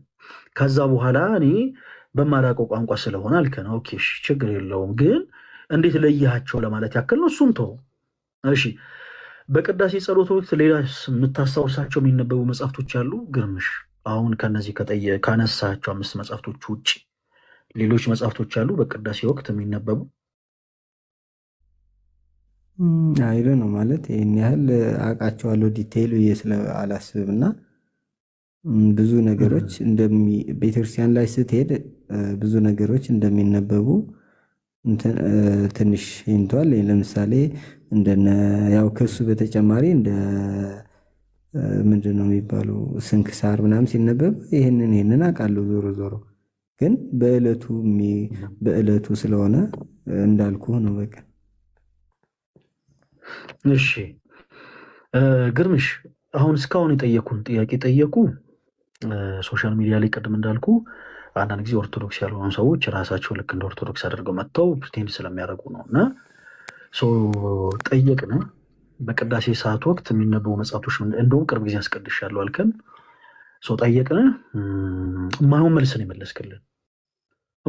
የመለስክልን። ድርሳነ ሚካኤል በቅዳሴ ወቅት ተነቦ አያውቅም። ድርሳነ ገብርኤል በቅዳሴ ወቅት ተነቦ አያውቅም። ውዳሴ ማርያም ኢማጂን፣ ውዳሴ ማርያም በቅዳሴ ወቅት ተነቦ አያውቅም። ገድለ ተክለ ሃይማኖት በቅዳሴ ወቅት ሆኖም አያውቅም። እና እነዚህን ነገሮች ሆነዋል ብለህ ተናግረሃል። አሁን ልንረዳ የምንችለው ነገር ምንድነው? እንደ ዋሻህን ነው ወንድማችን ግርምሽ። ብዙ ጊዜ ሰዎች ያልሆኑትን አሁን ቀድመህ ራሱ ስትገባ ቆይ ወንድማችን ግርምሽ መዋሸት ሳይሆን አትበልን እንጂ በቤተ ክርስቲያን በቅዳሴ ወቅት እነዚህ መጽሐፍቶች ተነቧ። ይሄ እኮ በጣም ትልቅ እኮ ቢግ ሼም። ምን አለ መሰላችሁ፣ አሁን አንተ ስትመጣ የሆነ አይነት ነገር ለመናገር ሞከርክ፣ እንደ ተጠራጣሪ ኦርቶዶክስ ነኝ ምናምን። ኦኬ ልክ ራሳቸውን ኦርቶዶክስ አድርገው ፕሬቴንድ የሚያደርጉ ሰዎች የሚናገሩትን አይነት ነገር ለመናገር የሆነ መርዝ ለመርጨት ምናምን መጣ። እኛ ጋር ግን እንደዚህ ነቀል የለም። አየህ ኦርቶዶክስ ነኝ የሚል ሰው በማየት ብቻ የሚረዳውን ነገር እንጠይቋለን። በቅዳሴ ጸሎት ላይ ያልተገኘ ኦርቶዶክስ ስንት መጽሐፍቶች ይነበባል ሲባል እንደዚህ አይነት መልስ አይደለም የሚሰጠው። ኦርቶዶክስ የሆነ ሰው አይ እኔ እውነት ስንት መጽሐፍ እንደሚነበብ አላውቅም ነው የሚለው። ካላወቀ የሚያውቅ ኦርቶዶክስ ደግሞ ይሄን ያክል መጽሐፍ ይነበባል፣ ያ መጽሐፍ ስሙ ደግሞ እንዲህ ነው ብሎ ይመልሳል። እናንተ ደግሞ ብራዘር በቃ አንደል በማን አለብኝነት ሌላ ታሪክ ውስጥ ነው የገባው። እና በቤተክርስቲያናችን በቅዳሴ ወቅት ገድለ ተክለ ሃይማኖት ተነቦ አያውቅም። ታምረ ኢየሱስ ተነቦ አያውቅም። ድርሳነ ሚካኤል ተነቦ አያውቅም። ድርሳነ ገብርኤል ተነቦ አያውቅም። ውዳሴ ማርያም ተነቦ አያውቅም። ወንድማችን ግርምሽ ኦኬ፣ እንደዚህ አይነት መጽሐፍቶች ተነቦ አያውቁም። ፕሊስ እባካችሁን አትዋሹ። ስትገቡ የምትዋሹ ሰዎች ቢያንስ እንደው ምንናገረው ነገር ውሸት እስከሆነ ድረስ የሆነ ሰው ሊያቀብን ይችላል ብላችሁ አንዳንድ ጊዜ ተጠራጥሩ እባካችሁ። እና እባክህን በቃ ፕሊስ ለሌላው ጊዜ አትዋሽ። ምናልባት ከዚህ ቀደም የኦርቶዶክስ ቤተክርስቲያን አማኝ ሆነ ሊሆን ይችላል። የነበርከውን ነገር እኛ በፍጹም አይደለህም ብለን ልንከዳ አንችልም። ከዛ በኋላ ግን በሆነ የሐሰት ትምህርት ውስጥ ተጉዘ ጭራሽ ከቤተክርስቲያን ርቀ ያለ ሰው ከሆንክም ደግሞ በሪያሊቲ እኔ ያው የኢትዮጵያ ኦርቶዶክስ ተዋሕዶ ቤተክርስቲያን አማኝ ነበርኩ፣ ግን በሆነ ጊዜ በኋላ እንዲህ አይነት የእምነት እጸጽ አጋጥሞኝ በእንዲህ አይነት ነገር ወድቄ ከቤተክርስቲያን ርቄ እንደው ትንሽ ግራ ተጋብቻለሁ እና በእነዛ ጉዳዮች ላይ ብትረዱኝ ይባላል። እኛም እንዳንተ አይነት ወንድሞችን የመርዳት ግዴታ አለብን። ግን ቤተክርስቲያን ያላለችውን ነገር ትላለች። የማታስበውን ታስተምራለች፣ የማታምነውን ታምናለች የሚለው ንግግር በአጠቃላይ የተሐድሶ ምንፍቅና ንግግር ነው እና እሱን ልትታረም ይገባል። ሌላ ጊዜ ግርምሽ እንዳትዋሽ። ኦኬ፣ አንድ ጊዜ ማይክል ሚዩት አድርገውና አንድ ጊዜ ጠብቀኝ። ከስር ላለ ሰው ድል ልስጥና አንድ ጊዜ እንቀጥላለን። እሺ፣ ሁለታችሁን አወራችኋለሁ። እሺ፣ ሶል የሚል አካውንት ይሰማል? ወንድማችን ዲያቆን እስጢፋኖስ ሰላም ብያለሁ። ሰላም ክርስቶስ ከአንተ ጋር ይሁን። እንግዲህ እንዴት ነህ? ሰላም ነው? እሺ፣ ስላሴ ይመስገን። ከየት ቤተ እምነት ነው የመጣኸው? እኔ ከፕሮቴስታንት ቤተ እምነት ነው የመጣሁት። እንዴት ነህ አንተ? ፕሮቴስታንት የሚባል ቤተ እምነት የለም። ቤተ እምነትን ይጠይቁ። ኦኬ፣ እኔ ሙሉ ወንጌል ነኝ። እሺ፣ መልካም። መካነ ኢየሱስስ ፕሮቴስታንት ነው? ኦፍኮርስ ያው እነሱ የተሐድሶ ጀማሪዎች አይደል? መሰረተ ክርስቶስ ፕሮቴስታንት ነው? ሁላችንም ፕሮቴስታንት ነን። ጉባኤ እግዚአብሔርስ? ኦፍኮርስ ምን ጥያቄ አለው? ተልእኮ ለትውልድስ ምን ጥያቄ አለው? ችግር የለውም። አሁን ብዙ ዲኖሚኔሽኖች አሉ። አሁን ያን ሁሉን ከጠራ 7000 ምርጦቹስ? ሶሪ 7000 ምርጦቹስ ፕሮቴስታንት ቸርች ነው? ኖ አይ ወደ 60 ምናምን ዲኖሚኔሽን ኮርስ አለ። እሺ፣ አማኑኤል ህብረትስ? አማኑኤል ህብረትስ ፕሮቴስታንት ነው? አይ ቲንክ ብርሃነ ወንጌልስ? አሁን ፈለገ አሁን ምንም እንትን የማይጠቅመን ነገር ያወራ እኮ ነው። ምን የሚያበሳጭ ነገር አለ? ጀስ የጠየቁ መልስልኝ። ፕሮቴስታንት ነው ወይ? እንዲህ ቤተ እምነት ይሄ ሁሉ ይኸውልህ፣ በቃ ለሌላው ጊዜ ስትገባ ፕሊስ በቃ ወደ ገደለው ግባ። እሺ፣ ይሄ ሁሉ ነፍ ቤተ እምነት ፕሮቴስታንት ተብሎ እየተጠራ ከየት ቤተ እምነት ነው ስንል ፕሮቴስታንት አትበለን። አሁን ይህን ሁሉ ያነሳው ለዛ ነው። እሺ፣ ይሄ ሁሉ ፕሮቴስታንት ተብሎ የሚጠራ ነፍ ጨቅ ቤተ እምነት ነው ያለው። ስለዚህ አንተ ስትመጣ ፕሮቴስታንት ነኝ ስትል የትኛው ፕሮቴስታንት? ምክንያቱም ፕሮቴስታንት በሚል ስም የሚጠሩ በጣም ብዙ ቤተ እምነቶች አሉ። ሙሉ ወንጌልም፣ መሰረተ ክርስቶስም፣ ቃለ ሕይወትም፣ መካነ ኢየሱስም፣ ተልእኮ ለትውልድ ባይዘዌ ኢየሱስ ክርስቶስ ሰይጠኗል ብሎ የሚያስተምር አገልጋይ ያላቸው ሰዎች ናቸው። ሐዋርያው ዘላለም ይባል ኢቨን እነሱም ሌላ አይነት አስተምሮ ያላቸው ፕሮቴስታንቶች ናቸው። ስለዚህ ስትመጡ ባካችሁን አታዝጉኝ። ኦኬ፣ መቀጠል እንችላለን። ኦፍኮርስ እንችላለን። ኢየሱስ ክርስቶስ ሰይጠኗል ብለህ ታምናለህ እንዴ ወንድማችን? አይደለም፣ እነሱ ፕሮቴስታንት አይደሉም። በወንጌል ተልእኮ ለትውልድ ነው ወይ ስልህ እኮ ነው ብለኸኝ ነበረ። አሁን ብለኸኝ ነበር አይደለም? ስማኝማ መጀመሪያ ሪካርዱ ማዳመጥ ትችላለህ። ጋይስ ሪካርድ ያደረጋችሁ ይሄን ልጅ ሜንሽን አድርጋችሁ ከእንደገና ትፖስቱለታላችሁ። ወንድማችን አላልኩም ሳይሆን ማለት ያለብህ ካልኩኝ ተሳስቻለሁ ማለት ነው ብሎ ማረም ይቻላል። ቅድም ስንጠይቅህ ቆይ አዳምጠኝ። ኧረ አዳምጠኝ። አሁን እኮ የረባ ሀሳብ እኮ አይደለም። ቅድም ስንጠይቅህ ተልእኮ ለትውልድ የሚባል ቤተ እምነት ፕሮቴስታንት ነው ወይስ? አዎ እንዴ ምን ጥያቄ አለው አልከን።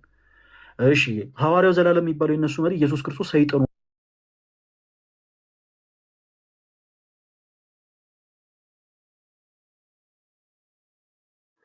ለምን ሰው በሰራው ስህተት አንተ መከራ አንተ ያለ የኔ አባት?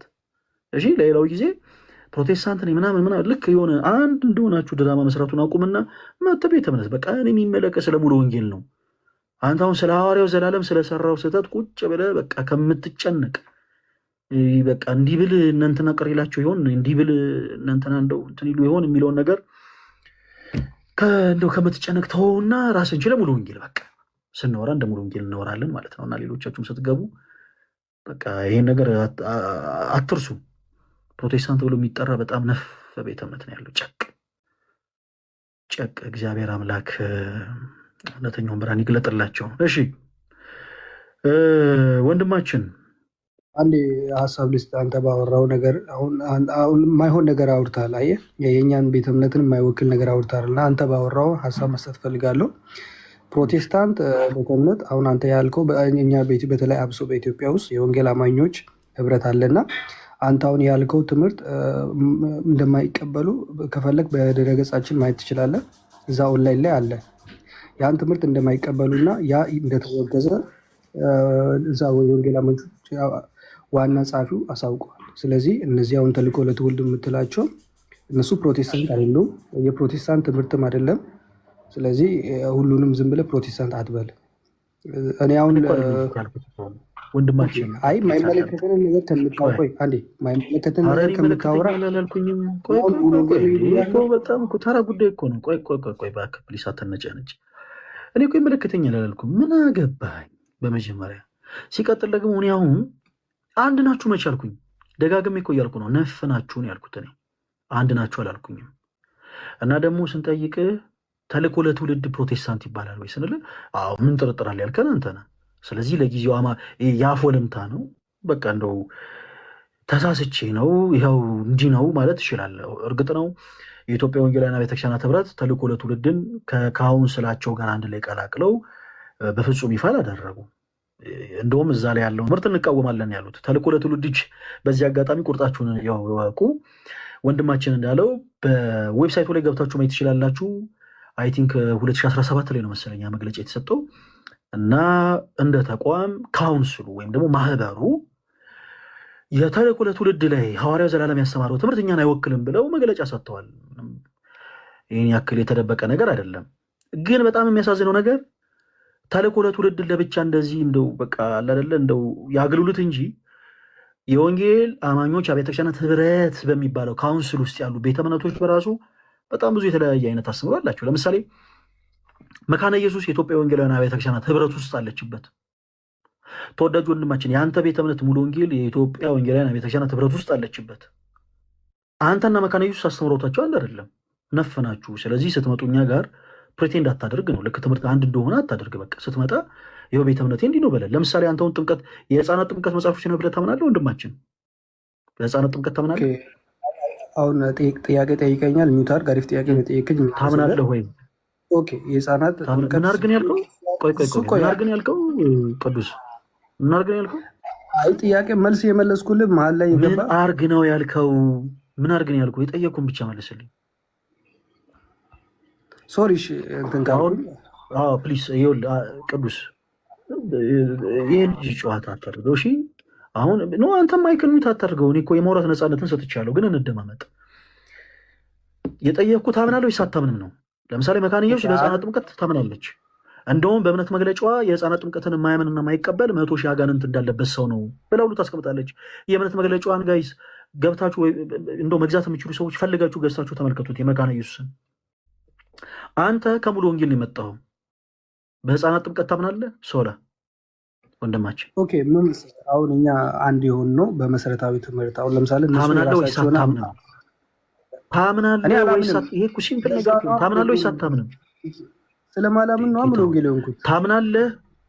ታምናለህ ወይስ እምነትን ብቻ እንዲህ ስለሆነ ነው ምናምን አትበለኝ። አምናለሁ ያለምንም ይሄ እኮ ምንም ራስን የሚያዞር ነገር አለ፣ አንገትን የሚያንቅ ነገር አለ። ስለማላምን ነው ሙሉ ወንጌል አታምንም። በቃ ቴንክ ዩ ቆይ አታምንም። አንተና መካነ ኢየሱስ የሆነ ማህበር ውስጥ ያሉ ቤተ እምነቶች ናቸው። ማህበር ክሬት አድርገዋል። ከዛ ተልእኮ ለትውልድ አንቀበልም አሉ። ግን አንድ ናችሁ ማለት አይደለም። የትምህርት ልዩነት አላችሁ። መካነ ኢየሱስ የምታሰብረውን ነገር እናንተ አትቀበሉም። እናንተ የምታሰሩትን ነገር መካነ ኢየሱስ አትቀበልም።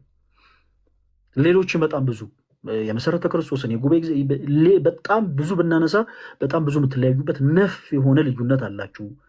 ስለዚህ አንተ ስትመጣ ቤተ እምነት ሙሉ ወንጌል ነው ብራዘር። ፕሮቴስታንት የሚባል ቤተ እምነት የለም። ተልእኮ ለትውልድ የሆነውም ሰው ምንድነው ሲባል ፕሮቴስታንት ነኝ ነው የሚለው። ኢየሱስ ክርስቶስ ሰይጣኗል ብሎ ያስተማረውም ሰው ሲመጣ ምንድነው ሲባል ፕሮቴስታንት ነኝ ነው የሚለው። ስለዚህ አንተ እምነት የተለየ እስከሆነ ድረስ ስትመጣ ሙሉ ወንጌል ነኝ በል። ይሄ እኮ ምንም የሚያሳፍር ነገር አይደለም። ሙሉ ወንጌል ነኝ ማለትን የምታፍሩበት ከሆነ ለምን ሙሉ ወንጌል ትሆናላችሁ? መሰረተ ክርስቶስ ነኝ ማለት የሚያሳፍራችሁ ከሆነ ለምን መሰረተ ክርስቶስ ትሆናላችሁ? የሚያሳፍራችሁ ከሆነ አንደኛው ለምን ክርስቲያን አትሆኑም? እንደኛ በዚህች ኦርቶዶክስ የት በሆነች ቅዱስ ቤተክርስቲያኖች ለምን አትታቀፉ?